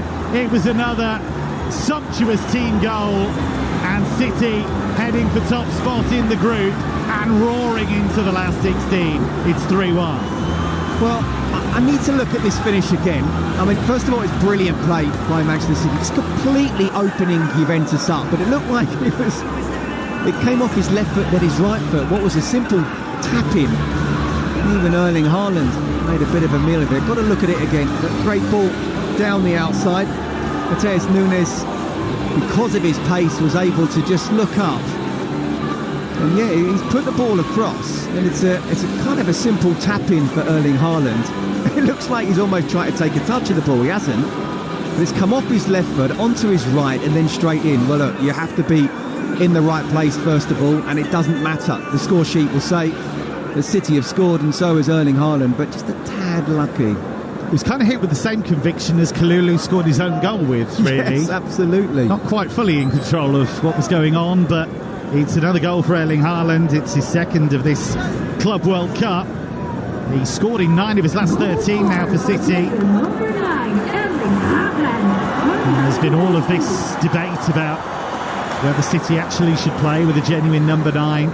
If you've got Erling Haaland in your squad, yes, you should. Yeah, absolutely. I mean, look, he's such a top-class striker that he can't be perfect all the time, but even if he's, in inverted commas, had a poor season like some say last season, look at the numbers he got. Just incredible. Just want to give credit to Matheus Nunes, though. Again, you know, bombing on down that right-hand side, looking up, playing the perfect pass. Erling Haaland nearly mucking it up, but he didn't. And that was all about the run and then the pass from Nunes. He's made 2 of the goals now, Nunes. It was his cross that led to Kalulu's own goal. It's a nice touch by Haaland, and he's rumbling forward now. He's giving it to Savinho. Space here for Nunes. They've dovetailed pretty well down that right-hand side, those two. Savinho and Nunes. And City now in complete control of this game. Juventus, it's worth bearing in mind, are European royalty, Italian champions 36 times. Won the Coppa Italia 15 times, European champions twice, but there's a big gap judging by this game. And ball slid through towards Haaland, but Juve got a boot in there and diverted the ball into the path of Di Gregorio. If Igor Tudor, the Juve coach, can't find a way of locking this down, Scott Minto, this would get very, very ugly. Well, yeah, he needs to make changes, as simple as that, because I'm surprised he didn't make changes at half-time. They were absolutely dominated by Manchester City. And the second half's been exactly the same. And City, if they want to, could score 4 and 5. I said that in the first half. They're on the way to doing that. Here is Savinho. Just chinks in on his left foot. Tried to work it across to Bernardo Silva, but Juventus had men back there and were able to deal with the danger. And now there's a bit of space for McKennie. It's a rare break, this, for Juventus. Kalulu works it out to the far side. Vlahovic, chance to run at them. Exchanges passes with Costa. It wasn't a great return. And Vlahovic unable to really make anything happen. And that was a poor return ball from the youngster. But who got back? Jeremy Doku. Brilliant play. So not just is he really good going forward, he's helping out his team defensively. Juventus again, just swinging the ball out towards the left-hand side. And Filip Kostic, and an offside flag against Filip Kostic. It's been a strange performance from Kostic, really. He's been out of the team a long time. He was at Fenerbahce under Jose Mourinho last season, and he's found it difficult to really get to the pace of the game, and has looked like a player that hasn't really played with this group for quite a long time. Yeah, I'd agree with that. Looking at a replay of the Haaland goal, he's having a little giggle with Bernardo Silva. He knows he was a little bit lucky there, but it's right place, right time. Wasn't as clean, this finish. He's on the move again, though, Haaland. Edge of the area, onto his left foot. Good challenge, that by Savona, at full stretch. Haaland putting him under real pressure there. But he played the ball and not the man. And Juventus are going to make changes here. Poor old Costa being taken off, and that's a bit of a mercy, I think, quite frankly. He's had a pretty horrible afternoon. And on comes Cambiaso, who's a player that was linked with Manchester City fairly recently. We're going to see Kenan Yildiz come on. And Kefren Turam as well. Turam's going to replace Locatelli. Yildiz will come on for Koopmeiners.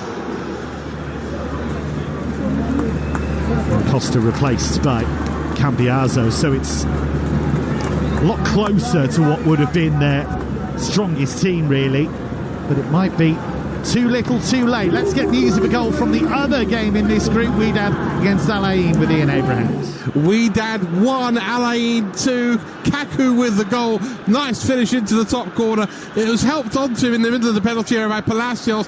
Looked like he'd fouled the defender in his follow-through. The referee went to the screen, though, and decided it was still a goal. So, Vladimir Ivic's side have turned it around. Wydad 1, Al Ain 2. Keep you up to date with further goals in that one, should there be any. Here come Juventus with Yildiz. Just got away from him, but Thuram picks up the pieces in midfield, and Juventus should at least have a bit more imagination with Thuram, a bit more drive from midfield. Locatelli, more of a sitting midfielder really. Thuram more box to box. He's had a good impact since coming in from French football. Ball played to Yildiz, edge of the area, and his right foot shot dragged wide of the target. Kenan Yildiz, who has 3 goals in this tournament already, he was looking for a 4th. Yeah, he was a little bit unlucky to have a goal taken off and not have a hat-trick in a game where he did score 2 goals. It ended up being given to an own goal, but he's a big talent, there's no doubt about it. And just sort of talking about half-time, they've been completely outplayed, but they're still in the game at 2-1, and he makes substitutions at 3-1. And as good as these players are, against this Manchester City side that's absolutely dominating the ball and creating chances at will, I wonder whether it's too little too late. He was born in Germany, Kenan Yildiz, in Regensburg. He ended up on Bayern Munich's books, but made the move to Juventus. He's been a big hit with Juventus. They have a player down at the moment, and it's going from bad to worse for them. It was Savona who went in for a challenge with Haaland. Did Haaland just land on him? Or was turn of the ankle? So Savona moves to engage with Haaland. Haaland does nothing wrong, actually, and as Savona's trying to engage with him, his ankle just twists in the turf. Yeah, absolutely. And hopefully it's one of those where it's just really painful and he'll be able to come on, but no, or carry on, but no. You can see that the physio has just said to the bench, no, we need to make a change here. So hopefully there's nothing serious there. Certainly Erling Haaland didn't do anything wrong at all. He's just looking at the ball, and there was a twist of the ankle, but a very painful one for Savona. How realistic do you think City winning this tournament can be? Because we talk about Real Madrid, we talk about PSG, but City seem rejuvenated by these signings. Pep Guardiola, I think, is rising to the challenge, isn't he, of trying to rebuild this City team, and they look as if they do have some genuine momentum. Yeah, and look, for all the and well done to the Brazilian teams in particular, the South American teams, how well they've sort of done, and they have gone some through. I think we're seeing what we're going to see in the knockout stage is what perhaps we thought, the European teams being better. And I look at Manchester City, and I think there's every chance. Now, I still think it's strange that Botafogo were able to beat PSG. I still think PSG are the best team in the tournament.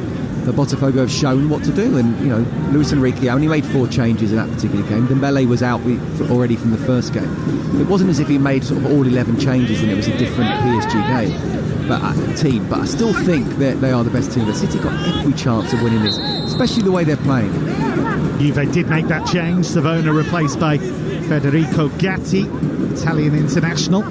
Player who played most of his career in the lower leagues, actually. He's been a bit of a late developer. He's played 107 games for Juventus before this one in Orlando, at the Camping World Stadium, which has hosted big college football games. It was one of the venues for the 94 World Cup. Record attendance was for WrestleMania in 2017, 75,000 packed in for that one. Did you watch it? I didn't know. I'm more of a Kendo Nagasaki guy rather than kind of modern wrestling. It's going to be a free kick here for Manchester City, one down the right hand side. Mateus Nunes to stand over it. And the be an outswinger. Actually takes the low road, played it square, opened up space for Ait Nouri. He's done that a few times, Ait Nouri, popping up in those central areas, and it's that rotation that, of course, the top coaches love, that it forced Thuram to make the challenge, and City with a free kick in the central area. Well, City haven't really had a proper left back for a long time, and what you got with Ait Nouri is not just someone who's comfortable on the ball, not just someone who's able to bomb on down the left and put in quality crosses, but he's also able to play that inverted role, which will then allow one of the other midfielders to move further forward. So he can give City so many options. I think he's a really good buy. 62 minutes gone. Juventus 1, Manchester City 3. City, as things stand, they're going to win Group G. And we have this free kick. Di Gregorio rather nervously organising his wall, worried about what's to come.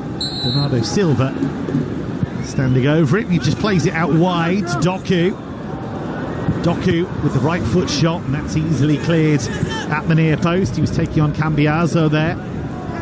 Jeremy Doku has just caught his opponent there. Doku, it's Nicolas Gonzalez who's gone down. Did mention in the first half that City have lost to Juventus pretty recently. Went down 2-0 in Turin in the Champions League in December. City's only win against Juventus all the way back in 1976 in a UEFA Cup tie.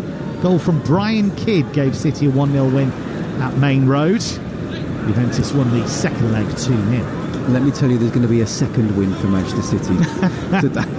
You and your bold predictions. Mateus Nunes finds Savinho. He's had some sparky moments on that right-hand side, Savinho. He's another one that has such a high ceiling, I think, potentially. Just quietly assembling some real entertainers in this team. Pep Guardiola and company. Of course, at great expense, but that's the case with lots of teams at the top level these days. But you look at the players they've got now, and the players on the pitch with Doku and Savinho, and Marmoush has come off, and Haaland's on it, as Phil Foden, Rodri's back.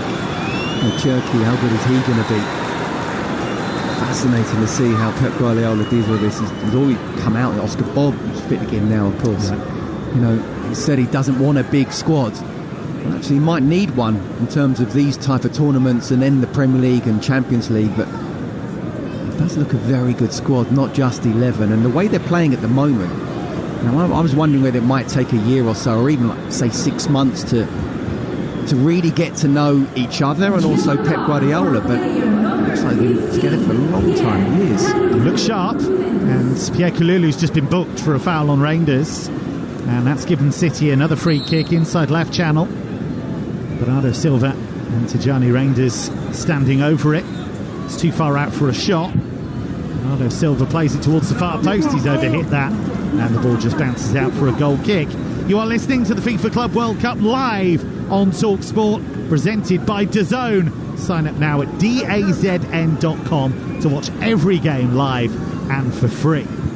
City about to make changes. Ilkay Gundogan and Phil Foden about to be introduced. It'll be such a boon for Pep Guardiola to have all of these options. Of course, they had lots of injuries last season, which contributed to them having, what by their standards was a very disappointing campaign. And Rodri has finished his shift, and the City fans in the stadium give him a standing ovation, and quite right too.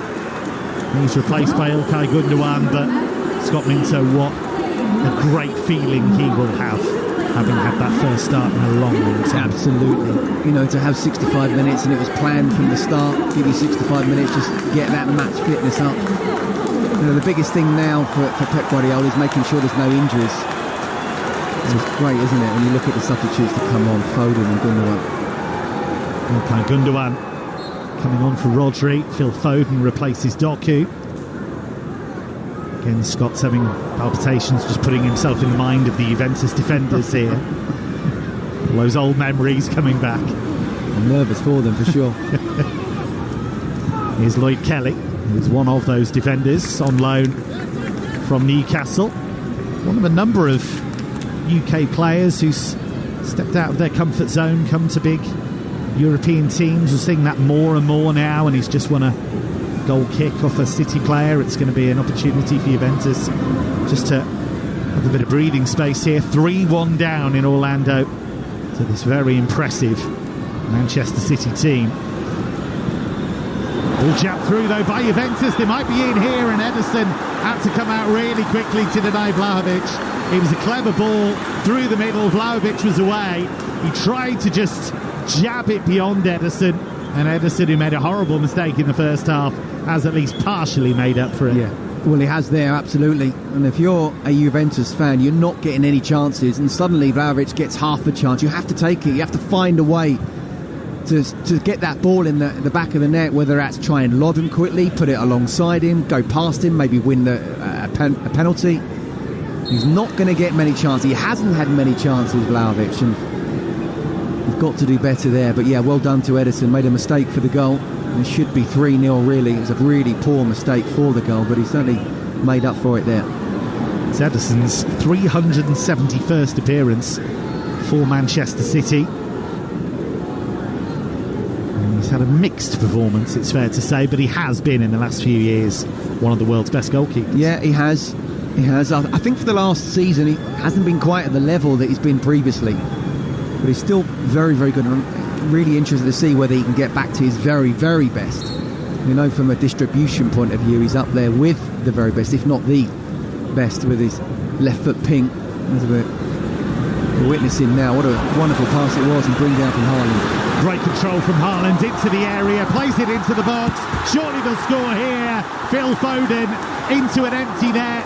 It was a tap in. It's his second goal of the Club World Cup. He's only just come on. City substitutes having instant impacts, and Pep Guardiola's team are flying towards top spot, and they are going into the knockout rounds of the Club World Cup with serious momentum. Juventus 1, Manchester City 4. Well, just as we were talking about Ederson and his distribution, he pings the ball, 50 yards for Erling Haaland. What a brilliant first touch it was, over his shoulder, brings it down, and then he's running at the defence. And you can tell when the defenders are really under pressure, because they just drop off. They shouldn't have allowed him to brought it down, turn and run. He plays it inside what was going to be for Phil Foden.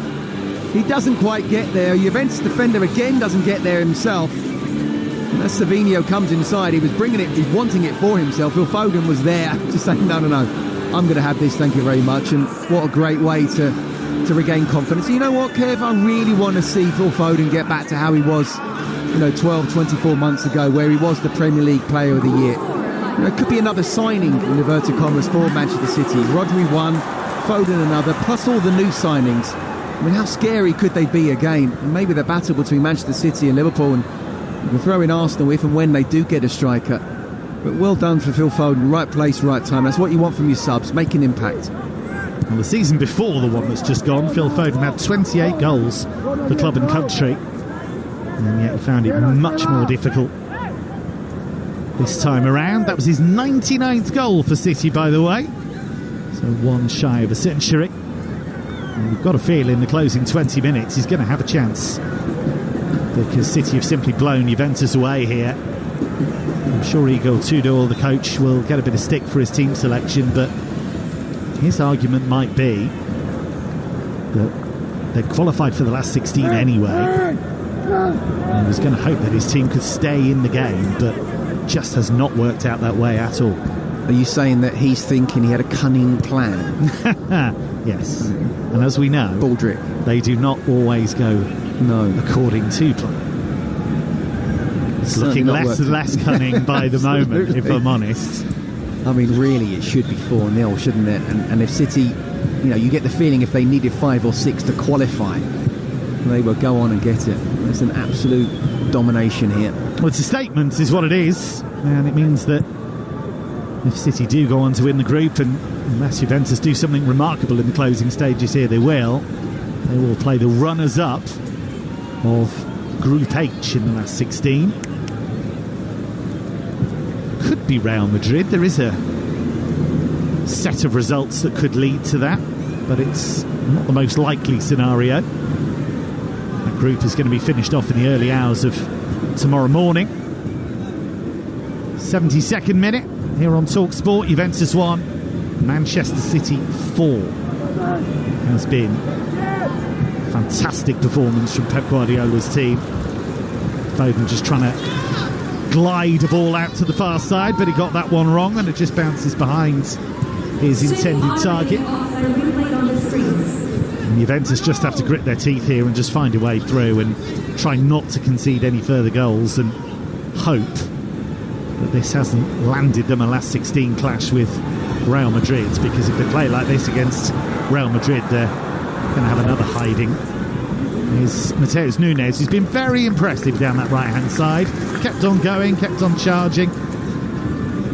Player who Pep Guardiola clearly trusts. When he was a central midfielder, he just didn't get into the team, but Guardiola's hit upon this new position for him, and he's basically replacing Kyle Walker, isn't he? Yeah, look, I still worry for him defensively, and it was interesting because I watched him when he was at Sporting, and it was him and Paulinho in the central midfield, and Ruben Amorim was the manager, and he realised that Paulinho was going to go and he's okay with that, but he wasn't happy with Nunes going, and he was playing central midfield, that sort of box-to-box midfield role, and Pep Guardiola doesn't see him that. He doesn't see that he's capable or want him in that. So he's quick, he's athletic, he can get down the right, but I just think defensively against the real top teams, when you're deep in sort of competitions, and we may well find it in this one as well, I just think he can be got at defensively.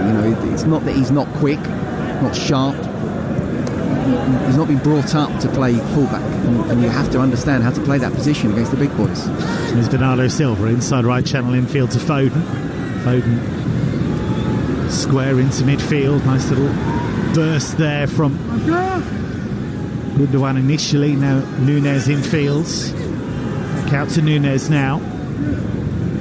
Just gliding infield, plays it to Haaland, edge of the area, it's only half cleared. Reinders with the shot, it's fallen for Haaland, and the spinning ball after the shot was charged down just didn't come the way of Savinho. It's going to be a corner, but nothing more than that. It's just great football, isn't it? There's so much movement there. Juventus are not able to get close to them. In the end, defenders do well getting close to Erling Haaland, but that's because of the movement, and they've just dropped off. And he has the shot, and he must be thinking, I could even get a hat-trick here, there's still plenty of time. Bernardo Silva's going to make way, and he's going to be replaced by another of the new signings, Ryan Cherki, who is a lot of fun, let me say. He's going to be mesmerising to watch, and Nico O'Reilly, who is a City youth product that really caught the eye at the back end of last season, he comes on for Ryan Aït-Nouri. So Bernardo Silva and Ryan Aït-Nouri off, Nico O'Reilly and Ryan Cherki come on. Cherki signed from Lyon, he's only 21, recently made his debut for France and pretty much changed the game when he came on. That's the double substitution. Here's the corner, headed away by Thuram at the near post. Gundogan has it again, right foot cross, the queuing up in the middle, Haaland with the shot kicked away, it's come to the edge of the area, and it's an absolute stunner.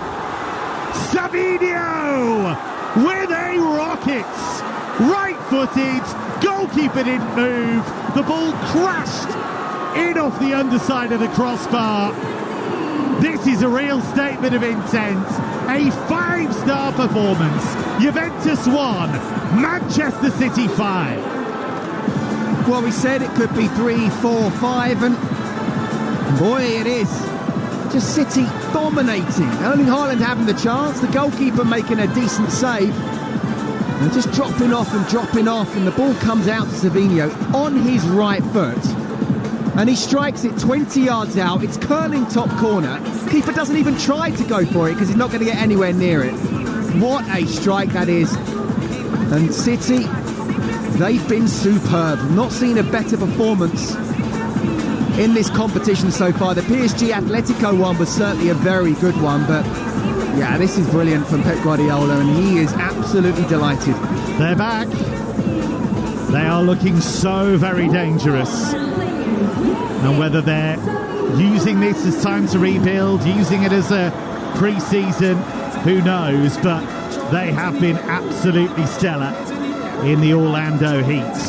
There is a cooling break, plenty of games to look forward to on the Talksport network, by the way, on Saturday. At 8 o'clock, it's the Under-21 European Championship final, and England are there. They will face Germany for the trophy. Commentary from Joe Shannon and the former England Under-21 midfielder Darren Ambrose. Later on Saturday night at 9 o'clock, a round of 16 clash from the Club World Cup as Chelsea continue their competition against Benfica. Scott Minto alongside me for this one will be alongside Nigel Adderley for that. That's a Talksport 2 exclusive. And on Sunday, I'll be back on the mic, 5 o'clock, PSG against Lionel Messi's Inter Miami. That is a round of 16 knockout game. I'll be joined by the former England striker Dean Ashton. Lots of games coming up for you on the Talksport network. Well, what a performance this has been from City. Could Juventus have done much more? Is it just the case that City have been irresistible, or has this been a pretty rotten performance from the Italian giants as well? I think it's both. I think City have been brilliant. Let's be positive first of all. I think City, both with and without the ball, on the left-hand side and the right, and you know that things are going well when Savinho pops up and strikes one in the top corner, curling, giving the keeper no chance, and it's on his right foot. But Juventus have been poor. I mean, look at the team that Igor Tudor picked. Certainly not first choice. I think he can be blamed for that. Substitutions weren't made at half-time. Just too late, really. Juventus charging forward here with Vlahovic waiting for support to arrive. And the shot from Yildiz on the edge of the area is wild. He was off balance, left-footed effort. It's been caught by a fan behind the goal. He's got a wide grin, having caught that one cleanly. And it's been a pretty miserable game so far for Yildiz, having come on. Yeah, look, again, I think if you go back, you said about how many Serie A titles Juventus have won, and they are one of the giants of European football. But sort of historically, yes. But in terms of where they are right now, no. They're a million miles away from the heights that they've had in the past. And we shouldn't necessarily be surprised that City have not just won this game, but been the better side. But the way they've done it, how much they've dominated Juventus, I mean, it's been an absolute massive difference in class. And again, not just with the ball, Manchester City, I've been really impressed in the heat and the humidity, the way they've pressed and worked together. And they look at a really good outfit. Igor Tudor, the Juventus coach, did describe Pep Guardiola as absolutely top coach in the world. And Guardiola, you can see, is starting to work his magic with these players. It was an unusual challenge for him last term. He's just not used to it, seeing his teams lose time and time again. See them dumped out of competitions early, see them lose a final.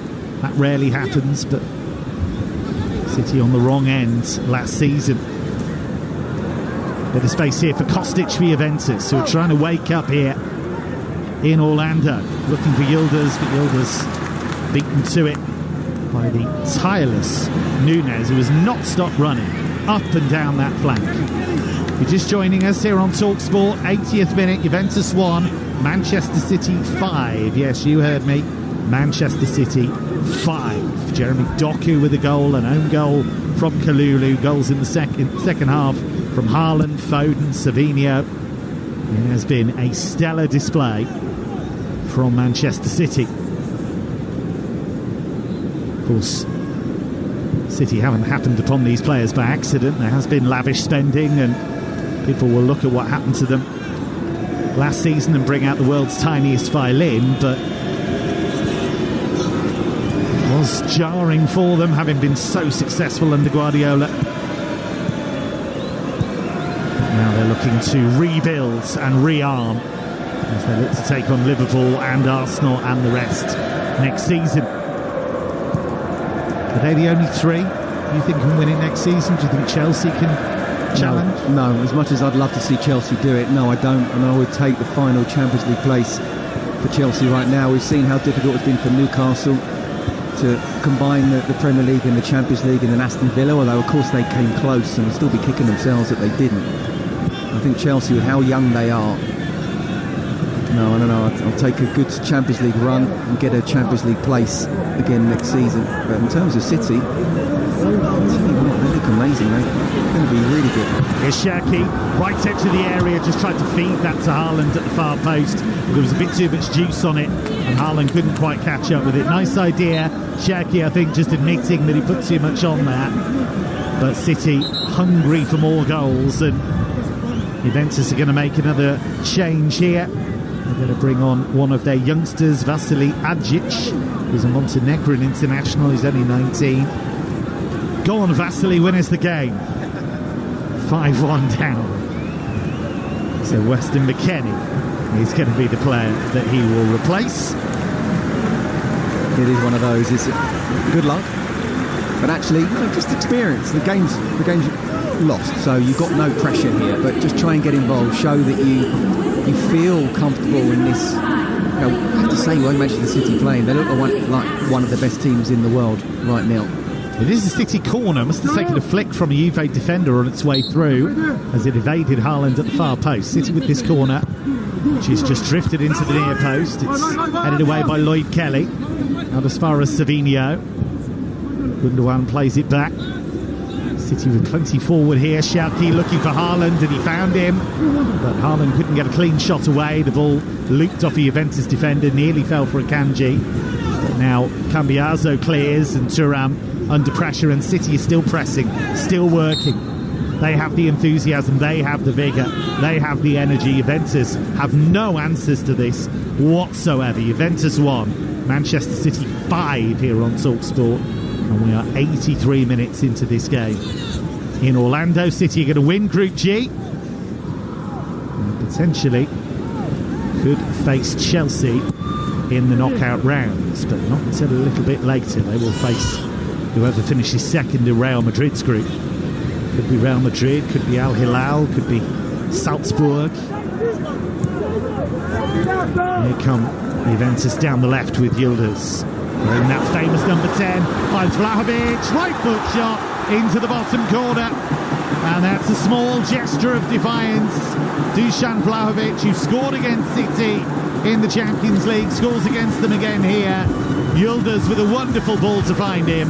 And it's Juventus 2, Manchester City 5. Well, it'll be disappointing from City's point of view. It's actually a really good play from Vlahovic. He's made sure he stayed on side. It's a good first touch. He's shown strength there as well. But, we talked about the mistake that Edison made. That should have been just a one-off. And make sure you don't concede after that. But Vlahovic has done well on his right foot as well. It's a really good finish, giving Edison no chance whatsoever in that particular instance. But game 1, they've been brilliant. City just slightly disappointed from a defensive point of view. It's like, okay, well, there's just one mistake and that was it. Just going to check it. Of course, they check all goals. It looked tight, but I must admit it's difficult from the angle we're at. But they are checking, and it looks as though the goal is going to stand. And Vlahovic did time his run, and Yildiz did time his pass. Really exciting player, Kenan Yildiz. He's talked about the pressure of wearing the number 10. He said there's two sides to it. It's a really heavy number to wear, but gives me confidence that people think I can handle it. And I want to show them they were absolutely right to believe in me. And it was a fine assist from the Turkish international there.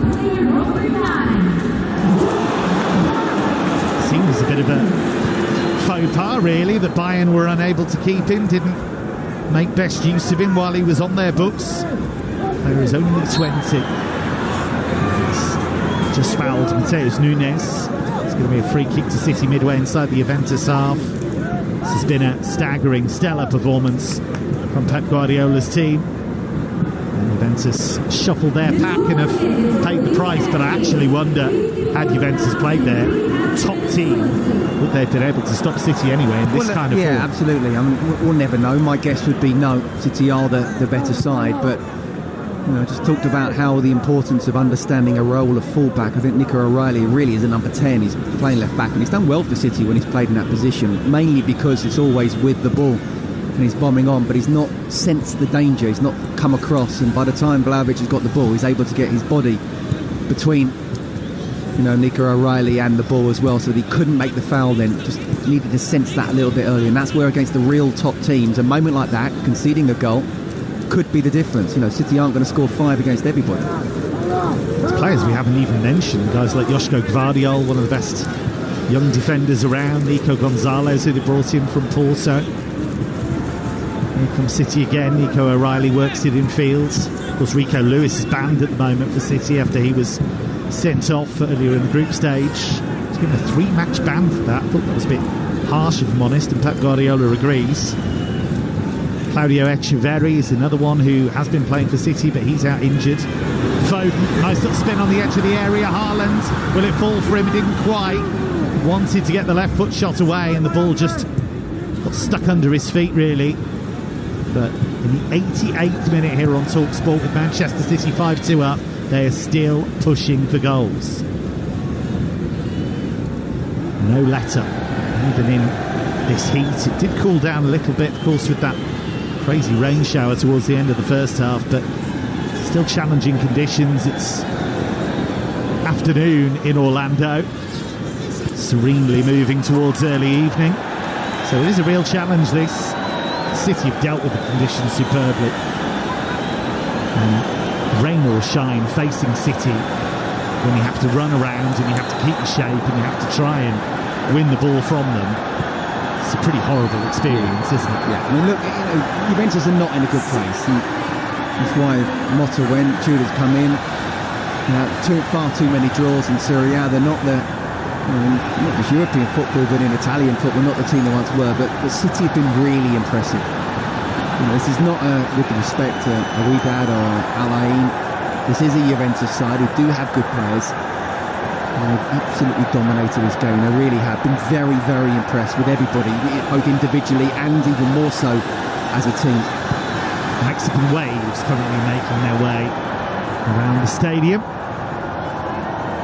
Something I would have banned if it was up to me. Grinch that I am, killjoy that I am. I don't think it adds to this atmosphere. No, watch the game. You've come to watch the game. The game's done.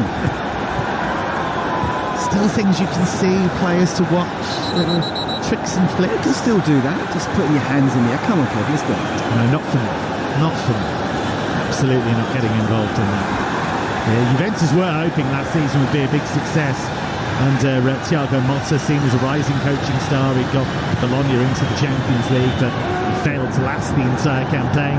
Dismissed in March, and Igor Tudor did at least salvage the campaign and get them into the Champions League. But it was an experiment that wasn't given much time to reach its fruition. We're into the 90th minute in Orlando here on Talksport Live. Club World Cup commentary. And it is Juventus 2, Manchester City 5. City not just winning the group in style. 3 games, 3 wins. 13 goals scored. 2 against Wydad, 6 against Alain, 5 here. They want another one. Shaki away from a couple of challenges, still going. Ryan Shaki. It's like the ball's glued to his feet sometimes. Works it in field to Reinders.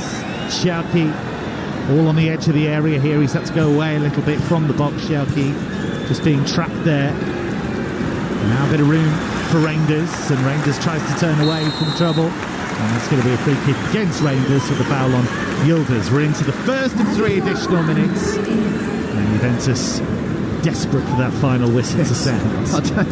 I don't know which team wants the final whistle more. City, because they obviously want just confirmed the win, or Juventus, because they've been given the absolute runaround in these 93 minutes. Juventus went into this game with a bit of confidence after winning their first 2 games. That confidence has evaporated. Here's Shaki, just tried a little jab forward with the outside of his boot there. It's back now with Nunes. Reinders finds Foden, right corner of the Juventus penalty area, onto his left foot, the Stockport Iniesta. And the ball worked in field to Akanji, who's just gone about his work very, very serenely. Manuel Akanji, probably doing a few sums in his head, I imagine. Maths genius that he is. Ball played towards Haaland there. Oh, they've given it straight back to Haaland on the edge of the area. Xhaka, good save by Di Gregorio. It should be 6. Juventus gifted the ball to one of the best strikers on the planet, and he found Ryan Cherki, and Cherki couldn't finish. Let's get an update from the other game, Wydad against Al Ain, with Ian Abrahams. Still Wydad 1, Al Ain 2. Wydad took the lead through Cassius Malou in the first 5 minutes of the game with a smart finish, but they've come from behind Al Ain to lead 2-1 with Glaber's penalty and then the goal from Kaku early in the second half. We've still got 2 minutes before we end into added on time. Wydad 1, Al Ain 2. And this one in Orlando, it's Juventus 2, Manchester City 5. City are going to win the group. Here's Cambiaso down the right-hand side for Juventus, bursting into the penalty area after a little 1-2, but cross comes Akanji. Akanji gives the ball away to Kalulu. Here is Thuram, and Thuram gives that ball away. If you are wondering what I was talking about with Manuel Akanji, do watch the videos. He goes on this chat show or quiz show and does these arithmetic puzzles. It's absolutely amazing. Clearly a fiercely intelligent man and an amazing footballer. It's not fair, is it, really? Got to be bad at something. Maybe he's terrible at DIY. Do you think? I hope so. I think a lot of footballers are. Yeah, a lot of commentators are as well, including the one you're hearing from right now, as my wife will attest to. And from the one you're hearing from right now. We've just moved house and she's been building all the furniture. Nothing to do with me. I'm the diva of the family. There and the kids. You've got to know where the strengths of the group lie. Manchester City have finished with a flourish. They win Group G. It might be enough to avoid Real Madrid in the last 16, but even if it's not, they go into the knockout rounds full of confidence after a stirring performance against the Italian giant Juventus. Jeremy Doku gave City an early lead. Turned Koopman is gifted an equaliser 2 minutes later. Pierre Kalulu's own goal gave City a half-time lead. Further goals from Haaland, Foden and Savinho put City 5-1 up at one stage. Dusan Vlahovic with a consolation goal, but City flying into the last 16. They win Group G and they win this game in Orlando against Juventus by 5-2. Yeah, a comfortable win in the end then for Manchester City, and they await to see who they will face in the last 16. Scott Minto, of course, part of our commentary team there. And is this a performance, Scott, that suggests that the City of last season was a blip and they're back, or is it too early to call that due to just how disappointing Juventus were? Yeah, I think it is too early to call. You know, this is not a good Juventus side, as we've just been saying, but you know, City can only do what they're doing and beat who's in front of them, and they haven't just beaten them, they've absolutely blitzed them. I mean, if you think about it, I think they could have got 7 or 8 if they'd have needed to. I mean, it's almost the respect for the name of Juventus that at 2-1 I said City could get 4 or 5. There was such a golfing class between these two, and what impressed me, you know, most about Manchester City was not just individually, you've got great individuals, we know they have, but the way they sort of blended with each other. And that's with the ball, but also without the ball. They didn't give Juventus any chance at all. And Juventus are trying to pass the ball out, and they couldn't, and City were winning the ball back. Look, in terms of a one-off game, this is like the City of just a season or two ago. But you can't necessarily say City are back, because Juventus are not the team that they're going to face on a week-by-week basis in the Premier League. They're really not. But I couldn't be more impressed with Pep City here today. Well, it's time now for us to pick our man of the match, all thanks to DAZN. Man of the Match on Talksport, presented by DAZN. Watch every game of the FIFA Club World Cup live and for free on DAZN. Sign up now at DAZN.com.